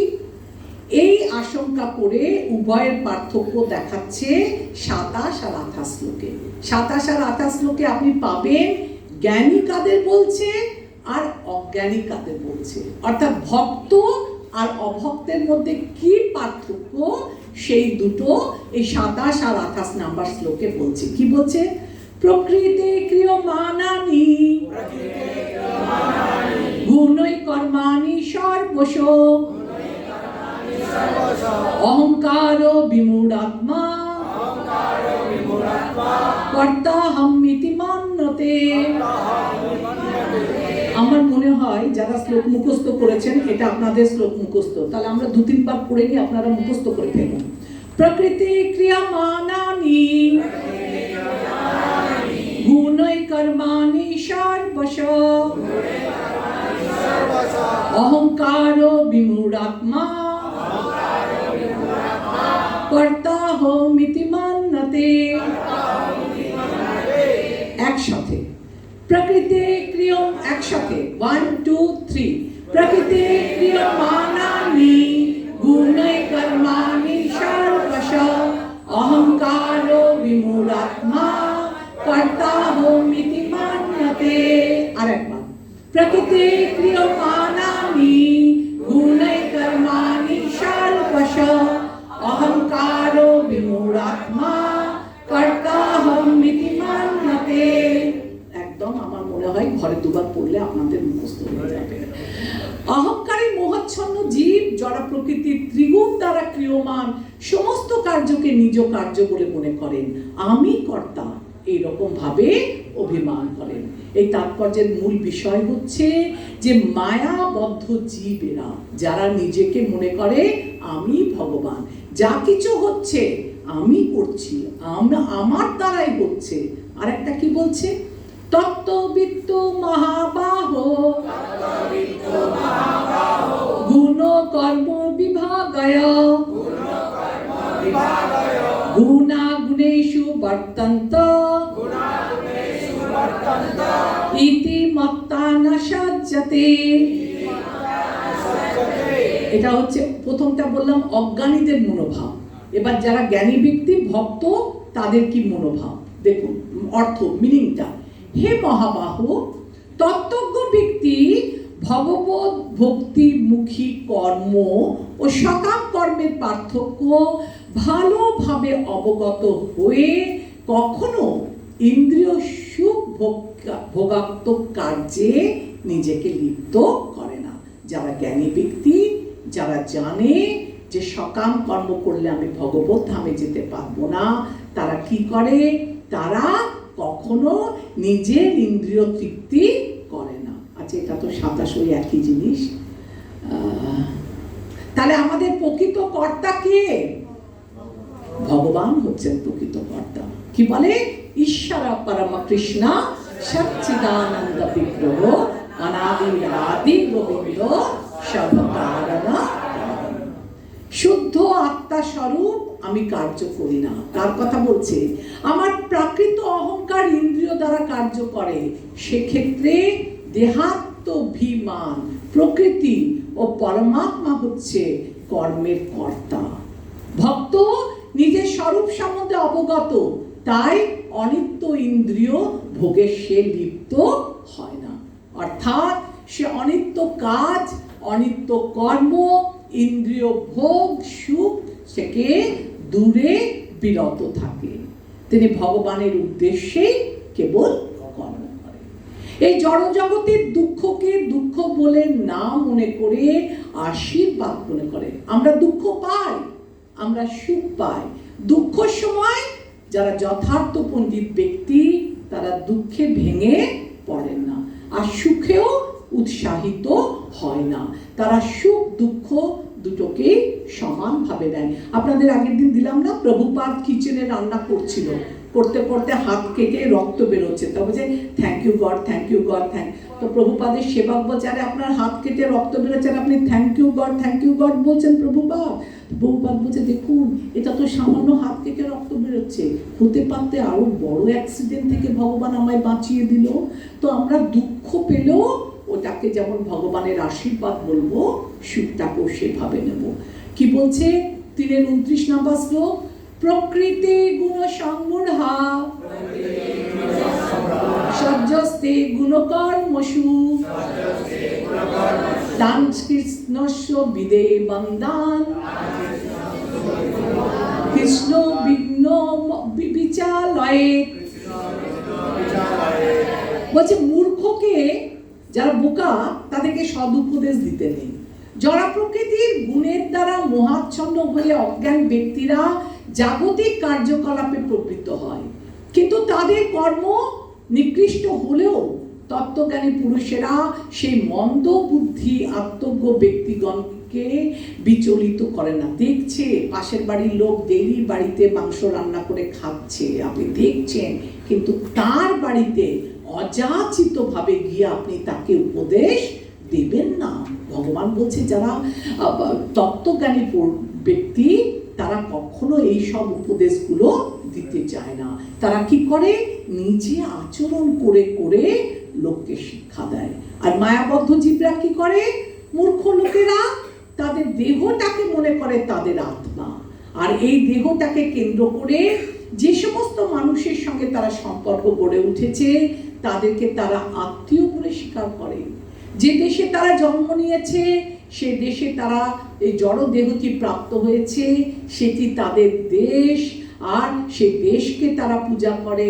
তাদের অনুকূলে কতগুলি সংস্কারের অনুষ্ঠান করাকে তারা ধর্ম বলে মনে করে, কিন্তু ধর্ম হচ্ছে সনাতন, যার কোনো পরিবর্তন নেই। কিন্তু আজ আমাদের দেশে এই ধর্ম, কাল আবার অন্য গভর্নমেন্ট আসলে আলাদা ধর্ম, এগুলো ধর্মের নামে কি? ধর্মের নামে এগুলো কলঙ্ক। তারপর যে মূল বিষয় হচ্ছে মায়াবদ্ধ জীব আর কৃপালু। তো এটা আমরা আলোচনা করলাম। কৃপালু কাকে বলছে? কৃপালু যারা ভগবানের তত্ত্ব কথা আপনি শুনছেন, আপনি জানেন, কিন্তু আপনি একটা লোককে উদ্ধার করতে চান। আপনি টাকা পয়সা দিয়ে সাহায্য করতে পারেন, আপনি খাবার দিয়ে সাহায্য করতে পারেন। তো ভগবান বলছে যদি টাকা পয়সা দিয়ে কাউকে সাহায্য করো বা যদি তুমি অন্ন দিয়ে কাউকে সাহায্য করো, এটা তোমাকে ভক্তি পথে উন্নত করবে না, তুমি হয়ে যাবে কৃপণ। তাহলে কখন তুমি যথার্থ উপকারী কখন বলবো? যখন আপনি কোনো ব্যক্তিকে গীতার জ্ঞান দান করে ভগবত ভক্তি পথে উন্নত করাতে পারবেন, সেটা হচ্ছে যথার্থ উপকার।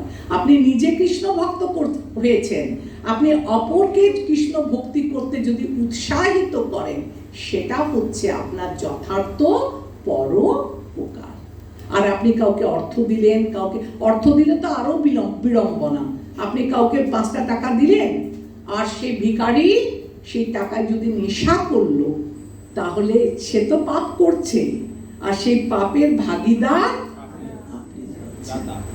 এবার দেখুন, আপনার পরিবারে কেউ মাছ আমিষ আহার গ্রহণ করে, যে পশুটাকে হত্যা করে, যে পশুটাকে হত্যা করা জীবকে, মাছই হোক চাই মাংস হোক, নিয়ে আসে বাজার করে, যে রান্না করে, যে পরিবেশন করে, সমান ভাগে তারা পাপী। তাই সাধু সাবধান। আচ্ছা, এবার আমরা হ্যাঁ, এটা তো নাইন্থ অফেন্সের মধ্যে হয়ে যাবে না, যেটা नाइन्थ ऑफेंस अश्रद्धालु व्यक्ति को कृष्ण नाम की महिमा का उपदेश करना। हाँ, देखिए আপনি কি বললেন, মানে এই শ্লোকে আপনি যেটা তাৎপর্যটা বললেন, অশ্রদ্ধালু কি মানে উপদেশ করতে না না, এটাই তো আমরা মানে কম্পেয়ার করতে পারি যেটা নাইন্থ অফেন্স আর আমরা ডেইলি। হ্যাঁ একদম হ্যাঁ হ্যাঁ একদম রাইট। আমাদের কি আছে, আমরা যে অপরাধ, নাম অপরাধের কত নাম্বার? এটা 9 নাম্বার। যে আমরা অশ্রদ্ধালু ব্যক্তির কাছে গিয়ে ভগবানের নাম করব না। Very good combination. তার মানে প্রভুজি এখন রিথিঙ্ক করে কানেক্ট করে নিয়েছে না, তো কত মন দিয়ে শুনছে। Very good example. আরে বল, বহুত আচ্ছা। তো 30 নাম্বার শ্লোক আমরা চলে এসেছি। 30 নাম্বার শ্লোকে কি বলছে? 30 নাম্বার শ্লোকে বলেছে, মই সর্বাণি কর্মাণি সংনাশ্য আধ্যাত্ম চেতসা নিরাশী নির্মম বুদ্ধা যুদ্ধস্য বিগত যারা। এটা আপনাদের মুখস্থ নেই, কিন্তু এটা খুব ইম্পর্টেন্ট শ্লোক। এখান থেকে আপনাদের ছোট বইয়ের কোশ্চেন আসবে, ওয়ার্ডগুলোর মিনিং আসবে। আমরা একটু ওয়ার্ড মিনিংটা পড়ি। মই মানে আমাকে, সর্বাণী মানে কি, কর্মাণী মানে কি, সংন্যাস্য মানে কি, সমর্পণ, অধ্যাত্ম আত্মনিষ্ঠ, চেতসা নিরাশী নির্মম বুদ্ধা যুদ্ধস্য বিগত জল। হে অর্জুন, আধ্যাত্ম চেতনা সম্পন্ন হয়ে তোমার সমস্ত কর্ম আমাকে সমর্পণ করো এবং মমতা শূন্য, নিষ্কাম, শোক শূন্য হয়ে তুমি যুদ্ধ করো। তো তাহলে আপনাকে যুদ্ধ করার জন্য যেসব ক্রাইটেরিয়া লাগবে, ভক্ত হতে গেলে যে সমস্ত ক্রাইটেরিয়াগুলো লাগবে, সেটা কি? 1 নাম্বার কি, আপনাকে কি হতে হবে? যে আপনাকে নিরাশী মানে কি, নিষ্কাম কর্ম করতে হবে, নির্মম মমতা শূন্য হয়ে কাজ করতে হবে। আর কি বলছে? যে বিগত জল, শোক শূন্য হয়ে, আপনার কোনো অ্যাটাচমেন্ট, আসক্তি থাকবে না। 31 নাম্বার শ্লোকটাই দেখুন কি বলছে, যে মে মতম ইদম নিত্যম অনুতিষ্ঠন্তি মানবা শ্রদ্ধাবন্ত অনশ্যন্ত মুচ্যন্তে অপি কর্মভিঃ। আমার নির্দেশ অনুসারে যে সমস্ত মানুষ তাদের কর্তব্য কর্ম অনুষ্ঠান করেন, যারা শ্রদ্ধাবান ও মাৎসর্য রহিত হয়ে এই উপদেশ অনুসরণ করেন, তারাও কর্মবন্ধন থেকে মুক্ত হন। তাহলে আমাদের কি উচিত, কি কাজ করা উচিত? ভগবানের নির্দেশকে, ভগবানের আদেশকে পালন করা। আপনাদের তাৎপর্যে দেখুন, পেজ নাম্বারে মাঝখানে আছে, অতি সাধারণ কোনো মানুষও যদি ভগবানের শাশ্বত নির্দেশের প্রতি দৃঢ় শ্রদ্ধাবান হয়, অথচ সমস্ত নির্দেশগুলিকে যথাযথভাবে পালন করতে অসামর্থ্য হয়, তবুও সে অবধারিতভাবে কর্মের অনুশাসনের বন্ধন থেকে মুক্তি হবে। আপনার মনে যখন ভগবানের উপর দৃঢ় ভক্তি আছে, নিশ্চয়তা আছে, আপনি দৃঢ় প্রতিজ্ঞ ভগবানের সঙ্গে, কিন্তু সমস্ত বিধি নিষেধগুলো আপনি পালন করতে যদি অক্ষম হন, ভগবান বলছেন তাতেও কোনো দোষ নেই, তুমি এই জীবনে ভগবত ধামে চলে যেতে পারবে। এবার 32 নাম্বার শ্লোক। আচ্ছা, এখানে তাৎপর্যে 32 নাম্বার শ্লোকটা মনে আমরা পড়লাম না, 32 নাম্বার শ্লোকটা আমরা পড়ে নিয়ে আসছি এটাতে। তো বলছি, যারা ভগবানের কথা শুনবে, ভগবান তো তাকে বললো তুমি ভগবত ধামে চলে যাবে, আর যারা ভগবানের কথা শুনলো না, তাদের কি হবে? এটা 32 নাম্বার শ্লোকে বলছে। দেখুন কি বলছে, এতৎ অভূয়ন্ত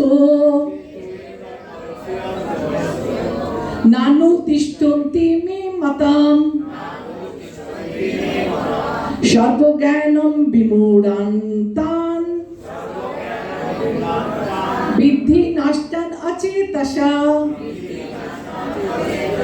কিন্তু যারা অনস্বপূর্বক, এই অনস্বপূর্বক শব্দের অর্থ কি? অনস্বয়া মানে যারা হিংসা করছে, ঈর্ষান্বিত ব্যক্তি, মাৎসর্য, যারা অনস্বপূর্বক আমার এই উপদেশ পালন করে না, অর্থাৎ ভগবানের কথা যে শোনে না, ভগবানকে যারা হিংসা করছে, ভগবানকে যারা ঈর্ষা করছে, তাদেরকে সমস্ত জ্ঞান থেকে বঞ্চিত, বিমূঢ় এবং পরমার্থ লাভের সকল প্রচেষ্টা থেকে ভ্রষ্ট বলে জানবে। অর্থাৎ তুমি যদি ভগবানের কথা শোনো, ভগবান তোমাকে, আপনি ভগবানের দিকে এক পা এগিয়ে যান, ভগবান আপনার দিকে একদম, আপনি 3 পা এগোলে ভগবান 7 পা এগিয়ে এসে আপনাকে নিয়ে যাবে। কিন্তু আপনি যদি ভগবানকে অবমাননা করেন, তাহলে ভগবান বলছে এই সমস্ত মূঢ়া ব্যক্তির কোনো রকম দায়ভার আমার নেই, সে জন্ম জন্মান্তর ধরে ওই পুনরপি মরণম পুনরপি জানানাম পুনরপি জানানি যাতে শায়নাম করে জন্ম মৃত্যু জরা ব্যাধি চক্রে আবর্তিত হতে থাকবে। আচ্ছা, আপনাদের উপমা আছে, দেখেছেন আপনারা? একজন কেউ পড়ুন তো, কি লিখছে উপমায়? খাজাঞ্চি লক্ষ লক্ষ টাকা গণনা করে, কিন্তু তার এক কপর্দকও সে নিজের বলে মনে করে না, কারণ সে জানে যে সেই টাকা তার মালিকের। ঠিক তেমনই এই জগতের সবকিছুই ভগবানের, তাই তার সেবাতে সবকিছু অর্পণ করাই হচ্ছে আমাদের। দেখুন খাজাঞ্চি অত কেন, জনজাগতিক উদাহরণ দিয়ে আপনাদের বলছি। ব্যাংক দেখেছেন না, ক্যাশিয়ার ব্যাংকে, সে কত টাকা গুনছে দিনে, কিন্তু সে টাকাটা গুনছে, কিন্তু সে কি জানে এই টাকাটা তার না, সে জানছে এটা আমার কাজ, কর্তব্য কর্ম, আর দিনের শেষে আমাকে আবার হিসেব নিকেশ করে ক্যাশিয়ার সব টাকা ব্যাংকে হিসেব দিয়ে বাড়ি যেতে হবে, তাই না? তাহলে এই পৃথিবীর সব কিছু কার? ভগবানের। আমরা সেখানে এসে ভগবানের প্রেরিত জিনিসে, বস্তুতে আমরা কি করছি? আমরা সেটা নিয়ে বিভিন্ন রকম কার্য করছি, কিন্তু আমাদের মনে রাখতে হবে যে আমি কর্তা না, প্রকৃতি ক্রিয়মাণানি। আর যে এখন একটা শ্লোক ছিল, গুণেই কর্মাণি সর্বস্ব অহংকার বিমূঢ়াত্মা কর্তা হবিতি মান্যতে। তো আমরা কর্তা নই, কর্তা কে? ভগবান। আমরা হচ্ছি তারই প্রদত্ত জিনিস, কিন্তু অল্প বুদ্ধি সম্পন্ন মানুষেরা তা বোঝে না। তারা ভাবে আমি ভোক্তা, আমি এই সব জিনিসকে সৃষ্টি করেছি আর আমি এই সব জিনিসকে ভোগ করব, কিন্তু এই সব কিছু ভগবানের দ্বারা প্রদত্ত। আচ্ছা, 32 নম্বর শ্লোকে এবার আমরা চলে আসি। কি বলছে? 32 নম্বর শ্লোক তো আমরা পড়েছি, এটা আবার রিপিট হয়ে যাচ্ছে। 33 নম্বর শ্লোক কি বলছেন? সদৃশ্যং চেষ্টতে সস্যা প্রকৃত জ্ঞানবানপি প্রকৃতিং জানতি ভূতানি নিগ্রহ কিং করিষ্যতি। বলছে প্রত্যেকেই নিজ নিজ স্বভাবে অনুগমন করে। কেমন স্বভাব? জ্ঞানবান ব্যক্তিও তার স্বভাব অনুসারে কার্য করেন, কারণ প্রত্যেকেই ত্রিগুণ জাত তার স্বীয় স্বভাবকে অনুগমন করেন। সুতরাং নিগ্রহ করে কি লাভ? দেখুন, আমাদের প্রত্যেকের শরীরের মধ্যে 3টে গুণ আছে। কি কি গুণ? সত, রজ, তম। যখন আমাদের মধ্যে শতগুণ বর্ধিত হয় তখন আমরা শত স্তরে থাকি। যখন এখন আমরা গীতা নিয়ে আলোচনা করছি, তো আমাদের বাড়ির কথা মনে পড়ছে? বাড়ির রান্না বান্না, কে খেলো কে খেলো না, কোথায় আমার অফিসের কাজে কি, এগুলো আমাদের মনে পড়ছে না। এখন আমরা সপ্ত স্তরে আছি। আবার কখনো কখনো আমাদের ভেতর রজগুণ প্রকট হয়, 3টে গুণ ওপান্নামো করে। তখন আমরা লোকের সঙ্গে কম্পিটিশন করি না, এই পাশের বাড়ি একটা দোতলা হয়ে গেল, ইস আমার কবে হবে, এই একটা নতুন গাড়ি কিনলো, তাহলে আমি কিনলাম না। এই যে আমাদের কম্পিটিশন, আমাকেও একটা এর থেকে ভালো কিনে দেখাতে হবে, এই যে কম্পিটিশন, এটা হচ্ছে রজগুণের লোক। আর কখনো কখনো দেখবেন না, আপনি শুয়ে আছেন আর উঠতে ভালো লাগছে না, আলস্য, নিদ্রা ত্যাগ করতে ইচ্ছা হচ্ছে না, তখন জানবেন আপনি কোন গুণে আছেন? তমগুণে আছেন। তো কি বলছে?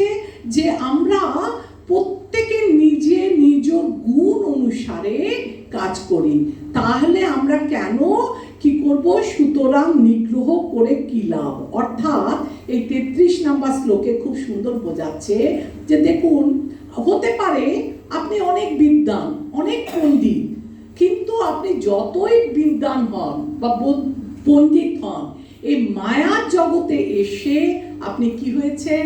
আপনি বন্ধ হয়ে গেছেন। আপনি হতে পারে যে আপনি জাগতিক দিক থেকে আপনি ডক্টরেট, আপনি ইঞ্জিনিয়ার, কিন্তু পারমার্থিক দিক যদি আপনি ফলো না করেন, তাহলে কি হলো? একের পর যদি জিরো বসান কত হবে? 2টো জিরো বসালে কত হবে? 3টে জিরো বসালে কত হবে? 1000। যত জিরো বসাবেন আফটার 1 আপনার সংখ্যাটা কি হবে? কিন্তু আপনি যদি ওই 1টাকে সরিয়ে নিলেন, তাহলে কি হলো?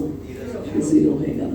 আপনি ভগবানকে কেন্দ্র করে আপনার জীবন শুরু করছেন, যত কাজ করবেন আপনার ভক্তি বাড়লো, কিন্তু আপনি যদি ভগবানকে সরিয়ে দেবেন জীবন থেকে, তাহলে আপনি যাই কাজ করুন এর ফলাফল কি হবে?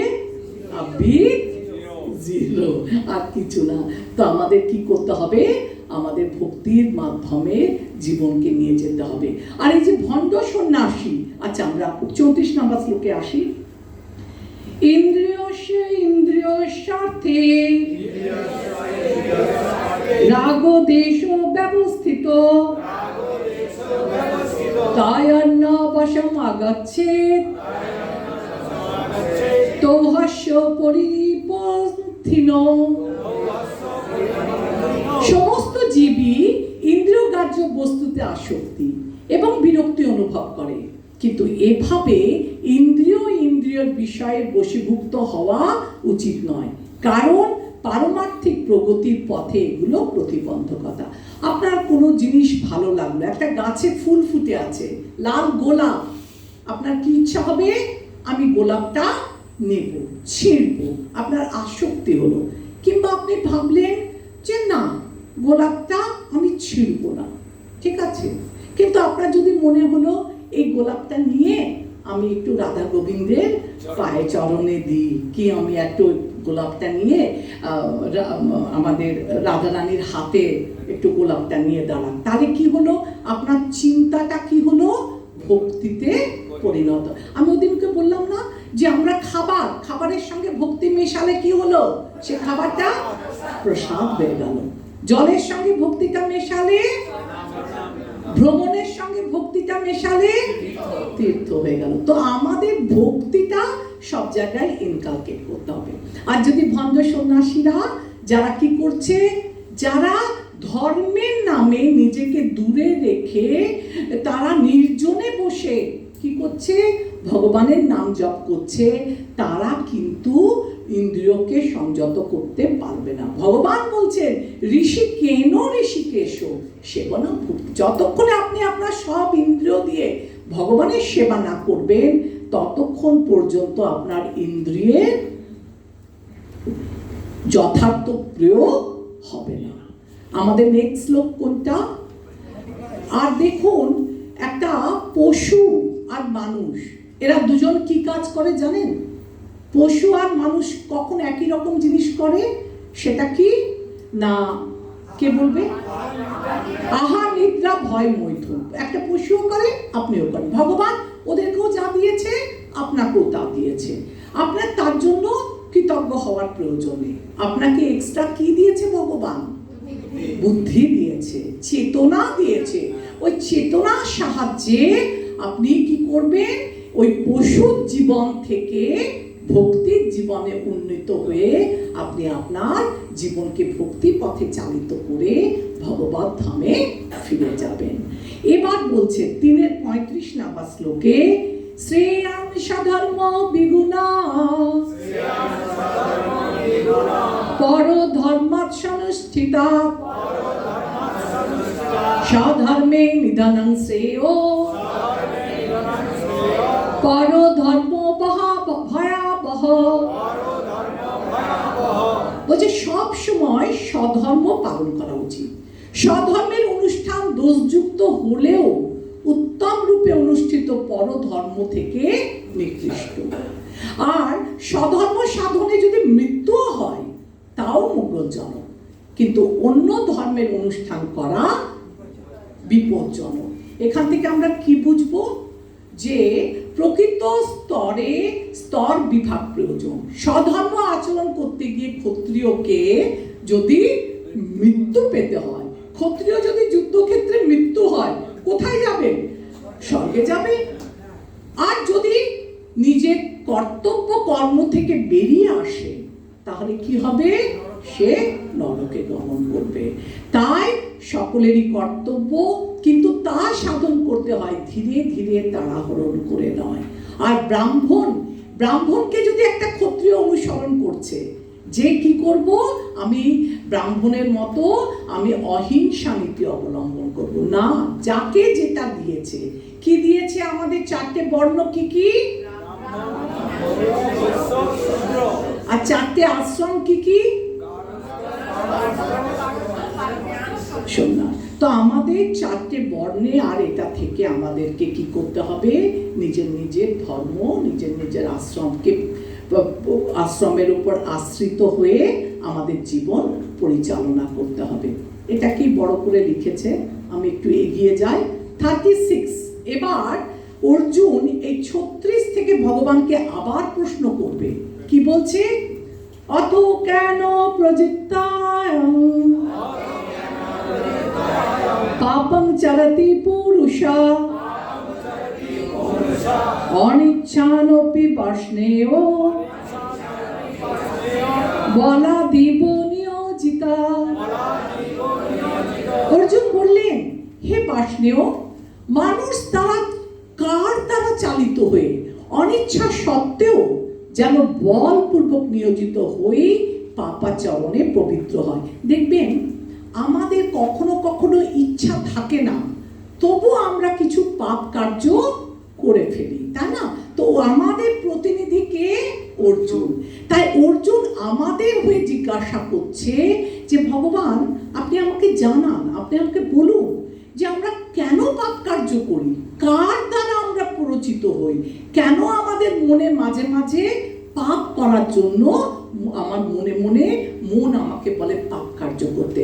এই পাপ কার্যে আমাদেরকে কে প্রবৃত্তি করাচ্ছে? তো ভগবান বলছেন 37 নম্বর শ্লোকে, শ্রী ভগবান বাচা কাময়েষ ক্রোধয়েষ রজগুণ সমুদ্ভব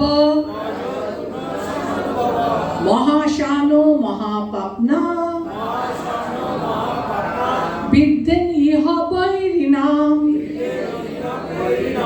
পরমেশ্বর ভগবান বললেন, হে অর্জুন, রজগুণ থেকে সমুদ্ভূত কামই মানুষকে এই পাপে প্রবৃত্ত করে এবং এই কামই ক্রোধে পরিণত হয়। কাম সর্বগ্রাসী ও পাপাত্মক, কামকে জীবনের পরম শত্রু বলে মনে করবে। আবার আপনাদের জিজ্ঞাসা করছি, 2য় অধ্যায়ের কত নাম্বার শ্লোকে আমরা এই কাম ক্রোধ পড়েছি? 62-63। ধারত বিষয়াং পুরুষাং সংগস্তেষু পজায়তে সংগাত সংজায়ত কাম কাম ক্রোধাপে। এই কাম হচ্ছে যত নষ্টের গোড়া। কামটা যদি আমাদের ফুলফিল হয়ে যায় কোনো প্রবলেম নেই, কাম যদি ফুলফিল না হলো তখনই আমাদের ক্রোধ হবে। আর এই ক্রোধটা, এই কামটাকে তাই বলছে, এই কামটা হচ্ছে আমাদের জীবনের পরম শত্রু। এটা থেকে যেন আমরা দূরে থাকি। একটা দুধে যখন তেঁতুল মেশানো হয়, দুধটা তখন কি হয়? টক দই হয়ে যায়। তেমনি আমরা হচ্ছে ভগবানের বিভিন্নাংশ, আমাদের আত্মা শুদ্ধ, কিন্তু যখনই আমরা এই জড়জগতের সংস্পর্শে এসে গেলাম তখনই আমাদের চেতনা কলুষিত হয়ে গেল, তখনই আমরা ভগবানকে ভুলে গেলাম আর আমরা এই জড়জগৎটাকে ভোগ করতে লাগলাম। 38 নম্বর শ্লোক কি বলছে দেখুন, কাম কিভাবে অবস্থান করে, খুব সুন্দর বুঝিয়েছে। ধূমেন আপ্রিয়াতে বন্নি যথা দর্শ মলিনাচা যথা উল্লেন আবৃত গর্ভ তথা তেন ইদম আবৃতাম ধূমেন আপ্রিয়াতে বন্নি যথা দর্শ মলিনাচা যথা উলেন আবৃত গর্ভ তথা তেন ইদম আবৃতাম। অগ্নি যেমন ধূমের দ্বারা আবৃত থাকে, দর্পণ যেমন ময়লার দ্বারা আবৃত থাকে, অথবা গর্ভ যেমন জরায়ুর দ্বারা আবৃত থাকে, তেমনি জীবাত্মা বিভিন্ন মাত্রায় এই কামের দ্বারা আবৃত। দেখুন, এই ছকটা মাথায় রাখবেন। ধোঁয়ায় ঢাকা অগ্নি, আপনারা সবাই আগুন দেখেছেন, ধোঁয়াও দেখেছেন। এই কম স্থূল আবরণ, এই যে ধোঁয়া দিয়ে আগুনটা ঢাকা আছে, এটা আবরণটা কম, কারণ আপনি হালকা হালকা তাপ পাচ্ছেন। ধোঁয়া আছে কিন্তু আপনি বাইরে থেকে একটু একটু তাপ পাচ্ছেন। এটা হচ্ছে মানুষের চিত্ত, আমাদের কথা বলছে। আর ধুলোয় ঢাকা দর্পণ, দর্পণ মানে কি? আয়না। আয়না যখন ধুলোয় ঢেকে যায় আপনি আপনাকে দেখতে পান না, এটা হচ্ছে অধিক স্থূল আবরণ। আমরা কি বললাম? ধোঁয়ায় যখন আগুন ঢাকা থাকে কম স্থূল, যখন ধুলো দিয়ে আয়না ঢেকে যাচ্ছে ওটার থেকে কম স্থূল। আর দর্পণে আমরা উপস্থিতিটা বুঝছি যে এটা একটা আয়না, কিন্তু ধুলো পড়ার জন্য আমরা আয়নাটা দেখতে পাচ্ছি না। এটা কার চিত্ত? পশু পাখি। আর গর্ভে ঢাকা ভ্রূণ, মাতৃগর্ভে যখন ভ্রূণ ঢাকা থাকে এটা হচ্ছে সব থেকে স্থূল আবরণ, ঠিক আছে? ভ্রূণ দৃশ্যমানও নয়, নড়তেও পারে না।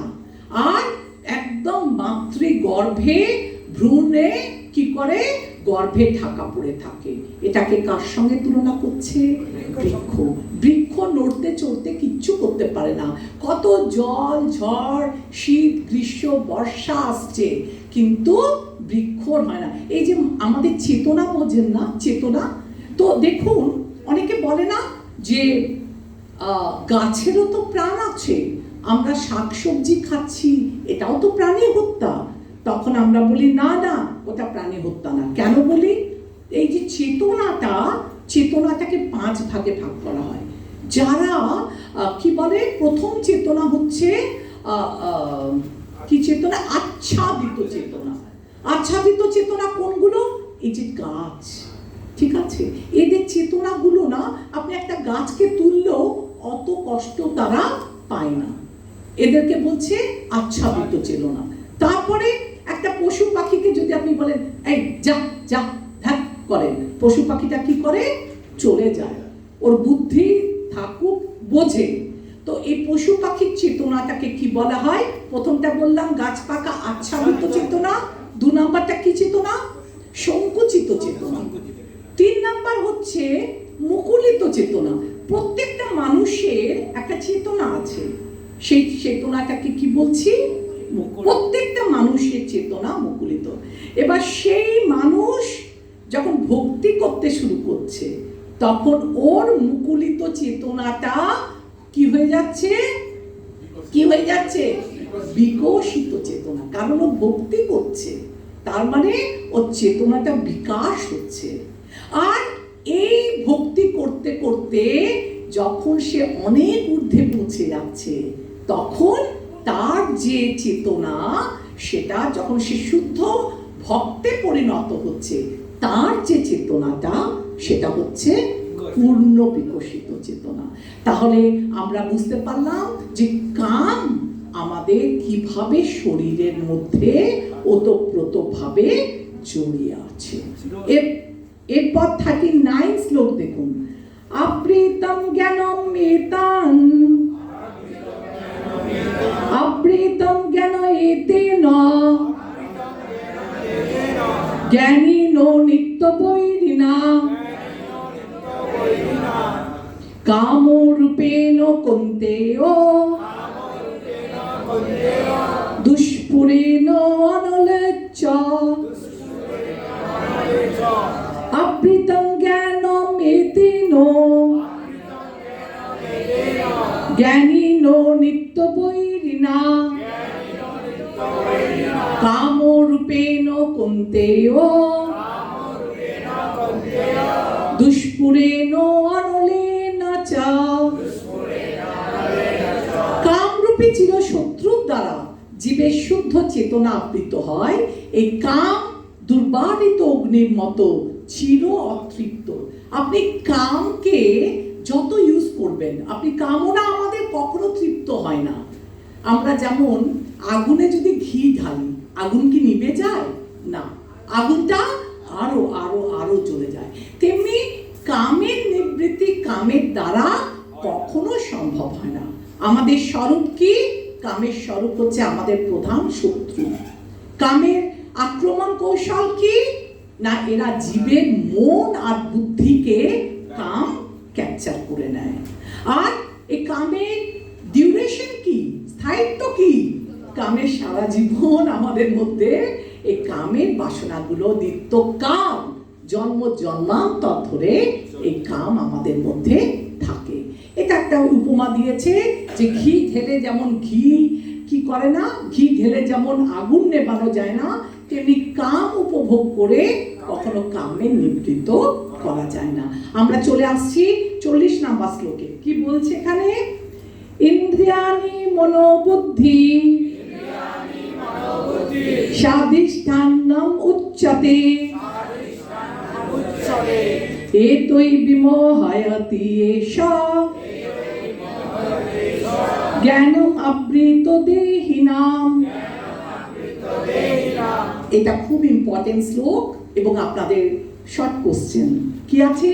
ইন্দ্রিয় সমূহ মন ও বুদ্ধি, এই তিনটে হচ্ছে কামের আশ্রয়স্থল। প্রশ্নটা হচ্ছে কামের আশ্রয়স্থল কি কি? আপনারা কি লিখবেন? ইন্দ্রিয়, মন, বুদ্ধি। মুখস্থ হয়ে গেল না? এবার আপনারা বাড়ি গিয়ে লিখে ফেলবেন। এই ইন্দ্রিয় আদির দ্বারা কাম জীবনের প্রকৃত জ্ঞানকে আচ্ছন্ন করে রাখে, তাকে বিভ্রান্ত করে।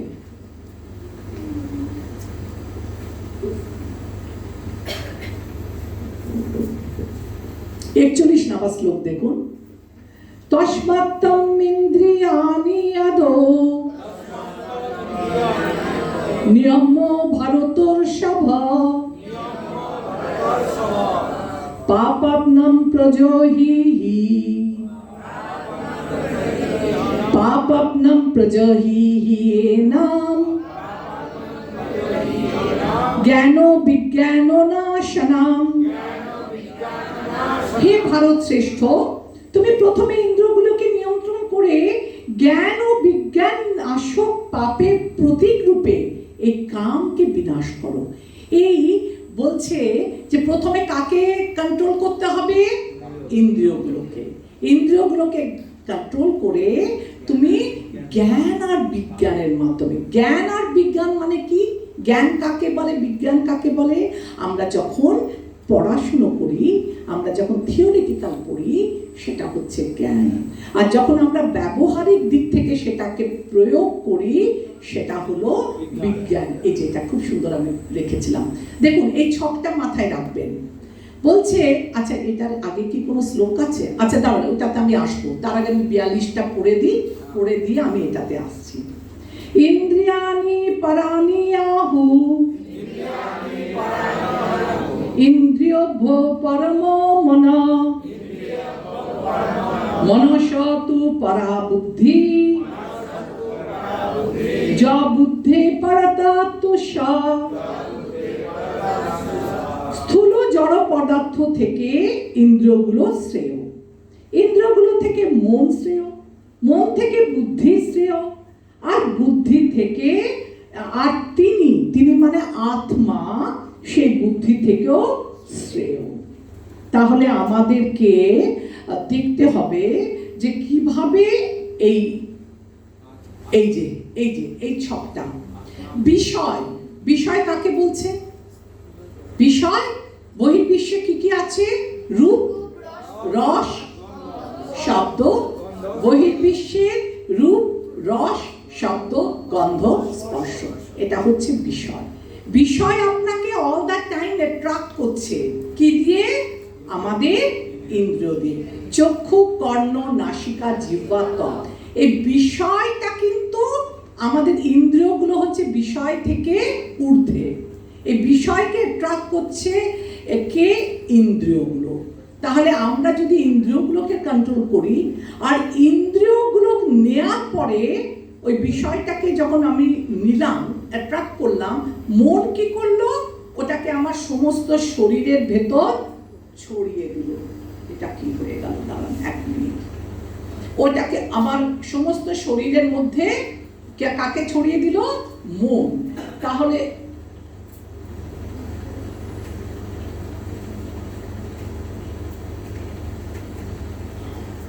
চলা গিয়া, চলো লাস্টেই ছিল না, আসছে না কেন?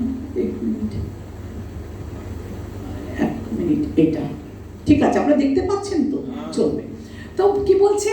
এই বিষয়গুলোর থেকে উন্নত কে? ইন্দ্রিয়। ইন্দ্রিয় থেকে বড় কে? শ্রেষ্ঠ কে? মন। আর মন অনেক কিছু চাইবে, মন এখানে যেতে চাইবে, মন ওখানে যেতে চাইবে, মন এটা করতে চাইবে। কাকে কন্ট্রোল করতে হবে? বুদ্ধি দিয়ে। বুদ্ধি মন থেকে শ্রেষ্ঠ, আর বুদ্ধির থেকে শ্রেষ্ঠ হচ্ছে আত্মা, আর আত্মার থেকেও শ্রেষ্ঠ কে? তো এই ছকটা মাথায় রাখবেন, এই কথাই এখানে বলেছে। তো আমাদের কি করতে হবে? আমাদের করণীয় কি? আমাদের করণীয় বলছে, লাস্ট শ্লোক দেখুন। এবং বুদ্ধে পরাবুদ্ধা সংস্তভ্য আত্মানম আত্মনা যোহি শত্রুম মহাবাহো কামরূপম দুরাসদাম। হে মহাবীর অর্জুন, নিজেকে জড় ইন্দ্রিয়, মন ও বুদ্ধির অতীত জেনে নিশ্চয়াত্মিকা বুদ্ধির দ্বারা মনকে স্থির করো, এবং এইভাবে চিৎ শক্তির দ্বারা কাম রূপ দুর্জয় শত্রুকে জয় করো। তাহলে কামকে জয় করার প্রধান অস্ত্র কে? আমাদের ইন্দ্রিয়গুলো যখন বাইরে যাচ্ছে, ওই ইন্দ্রিয়গুলোকে আমাদেরকে সংযত করতে হবে। আর ইন্দ্রিয়গুলোকে যদি আমি সংযত করতে পারি, তাহলে কি হবে? এই কাম আমার মনের মধ্যে জাগ্রত হবে না। কাম থেকে আমাদের নিস্তার পাওয়ার জন্য আমাদের প্রথম কাজ হচ্ছে আমাদের ইন্দ্রিয়গুলোকে সংযম করা। তাহলে আমরা আজকে এখানে রাখবো। হরে কৃষ্ণা কৃষ্ণা কৃষ্ণা হরে হরে, হরে রাম রাম রাম হরে হরে।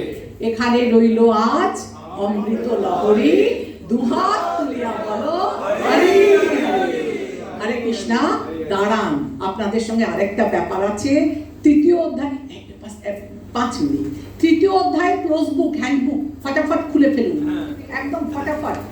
আপনাদের ক্লোজ বুক কোশ্চেন গুলো আছে তৃতীয় অধ্যায়, খুলেছেন? তৃতীয় অধ্যায় ক্লোজ বুক কোশ্চেন ফটাফট কি আছে? 1 নম্বরটা,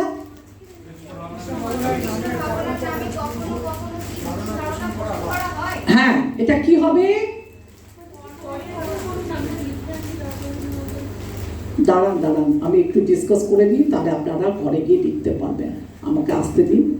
এই যে কৃষ্ণ ভাবনামৃতকে কখনো কখনো ভুলভাবে বলা হয়। কেন? এক্স্যাক্টলি। আমরা কখনো কি ভেবেছি? অর্জুনও ভুল করেছিল। আমরা কর্ম নামে আমরা ভেবেছিলাম আমাদের কর্ম ত্যাগ করে আমরা যদি নির্জনে ভগবানের জপ করি, সেটাকে আমরা মনে করেছিলাম বুদ্ধিযোগ। না, বুদ্ধিযোগ সেটা না। বুদ্ধিযোগ কি? আমাদের যখন সমস্ত ইন্দ্রিয় দিয়ে ভগবানের সেবা করব, সেটাই হচ্ছে বুদ্ধিযোগ। সেটা কখনো আমরা বাইরে গিয়ে এর আলোচনা, বাইরে গিয়ে আমরা আলস্যর মাধ্যমে, কর্মত্যাগের মাধ্যমে ভগবানের ভক্তি হয় না।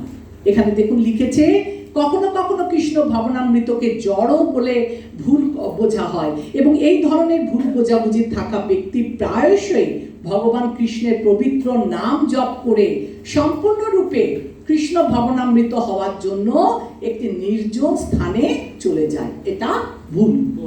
2 নম্বর, নিম্নলিখিত ইংরেজি অর্থ বলুন। এটা ইংরেজি না, আপনাদের কি আছে এটা বাংলায় বলবেন। তৎ একম বদ। তৎ মানে কি? অতএব। ততের পর কি আছে? একম। একম মানে কি? একমাত্র। আর বদ মানে কি?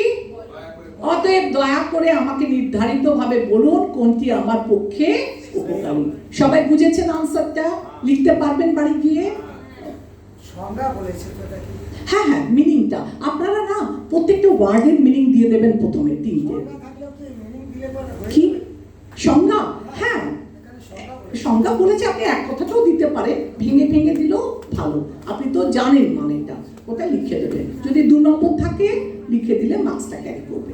1 নম্বর থাকলে ডাইরেক্ট লিখে দিন। 3 নম্বর, মিথ্যাচার মানে কি? তাড়াতাড়ি। কপটতা, ভানকারী। কর্মযোগম আসক্তি সাবিষ্যতে। কর্মযোগম মানে ভক্তি। অসক্ত মানে কি? অসক্ত মানে কি? আসক্তি ছাড়া, আসক্তি রহিত। অশক্ত, অশক্ত মানে যার আসক্তি নেই। এই ভাষাগুলো নিজের ভাষায় বলবেন, এগুলো দেবেন না। আচ্ছা, তদর্থম কর্ম কন্তেও মুক্ত সঙ্গ সমাচারম, আজকেই আমি আলোচনা করেছি। তৎ অর্থ, তৎ মানে কি? তা। অর্থ মানে কারণ। কর্ম মানে কর্ম। কন্তেও কাকে বলছে?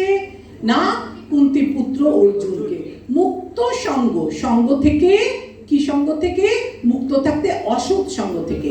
হে কুন্তি পুত্র, ভগবানের সন্তুষ্টির জন্য তোমার নির্ধারিত কর্তব্য পালন করো, এবং এইভাবে তুমি সর্বদা অনাসক্ত এবং বন্ধন থেকে মুক্ত থাকবে। ঠিক আছে? এবার যখন আপনারা ঘরে লিখবেন, আপনাদের অসুবিধা হবে না। ইও ভূমত্তে স্তেনো এভস, এগুলোর একটা মানে আপনারা বই থেকে তুলে দিয়ে দেবেন, আলোচনা করছি না। যে ব্যক্তি এই উপহারগুলি দেবতাদের কাছে উৎসর্গ না করে উপভোগ করে, তারা অবশ্যই চোর। সবকিছু ভগবানের প্রদত্ত জিনিস, আমরা ভগবানের প্রদত্ত জিনিস ভগবানকে অর্পণ না করে যদি নিজে গ্রহণ করি, তাহলে আমি ওটা চুরি করছি। আপনাদের বলেছিলাম না, বাবা পয়সা দিয়েছে ছেলেকে আইসক্রিম কিনতে, ছেলেটা কি ক্যাডবেরি কিনতে। ছেলেটা ক্যাডবেরি কিনে বাবাকে বলছে, বাবা তুমি এক কামড় দাও, তারপর আমি খাবো, আমি তো পুরো ক্যাডবেরিটাই খাবো, তুমি একটা কামড় দাও। তাহলে বাবার মনটা খুশি হবে কিনা? বাবার পয়সা, বাবা ছেলেটাকে ক্যাডবেরি দিয়েছে, কিন্তু ছেলেটা এসে বললো বাবাকে, বাবা তুমি এক কামড় দাও, তারপর তো বাবা খাক চাই না খাক, ছেলে যে বলেছে তাতেই খুশি। অন্নাৎ ভবন্তি ভূতানি, এটা আপনারা পেয়ে যাবেন। সমস্ত জীবন্ত দেহ বৃষ্টি থেকে উৎপন্ন হয়, খাদ্যশস্যের উপর নির্ভরশীল। ঠিক আছে, অন্নাৎ ভবন্তি ভূতানি। বিকর্মা মানে কি? বিকর্ম এই যে আপনাদের আজকে পড়ালাম, কি বললাম? হ্যাঁ, যেটা হচ্ছে পাপ কার্যকলাপ, ঠিক আছে, নিষিদ্ধ কার্যকলাপ। আর একজন, কেন একজন সম্পূর্ণ কৃষ্ণ ভাবনাময় ব্যক্তি বৈদিক আদেশ অনুসরণ করতে বাধ্য নয়? যারা কৃষ্ণ ভাবনা ব্যক্তি তাদের কেন লাগে না ভগবানের বাকি কাজ করছে? অম্বরীশ মহারাজের উদাহরণ দিলাম, তাকে 16 মালা জপ করতে, কারণ সে চোখের সামনে 24 ঘন্টা ভগবানকে দেখছে, ভগবানের সেবা করছে, তার আর অন্য বিধি। কিন্তু আপনারা এটাকে অনুকরণ করবেন না, আপনারা ভগবানকে অনুসরণ করবেন, অনুকরণ করবেন না, কারণ এনারা হচ্ছে অনেক উচ্চতরের ভক্ত।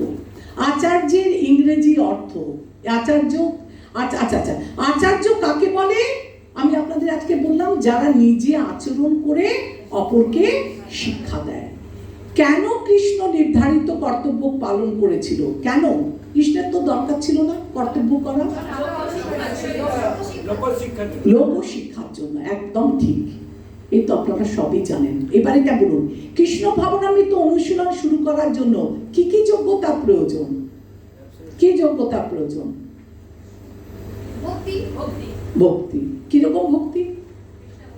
কৃষ্ণ ভাবনামৃত সঙ্গে সঙ্গে যুক্ত হয়ে গুরু গ্রহণ করে গুরুদেবের পরামর্শ অনুসারে সে কাজ করবে, তবে সে যথার্থ পাবে। নিরাশীর ও নির্মম, এক্ষুনি পড়িয়েছি, তিনের তো। এটার অর্থ কি? নিরাশীর নির্মম, এর অর্থ কি? লাভের আকাঙ্ক্ষা ছাড়াই আর অহংকার থেকে মুক্ত হওয়া। নিত্য বৈরী, নিত্য বৈরী মানে কি? নিত্য বৈরী শব্দটার অর্থ কি? বৈরী শত্রু, শত্রু। নিত্য বৈরী, চির শত্রু কে?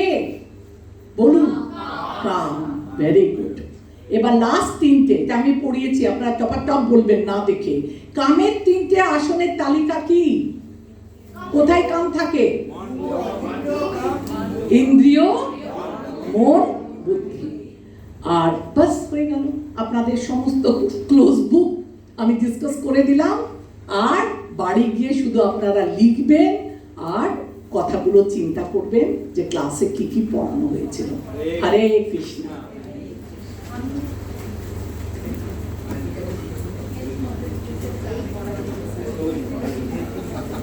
এবার আপনারা প্রশ্ন জিজ্ঞাসা করতে পারেন, এটা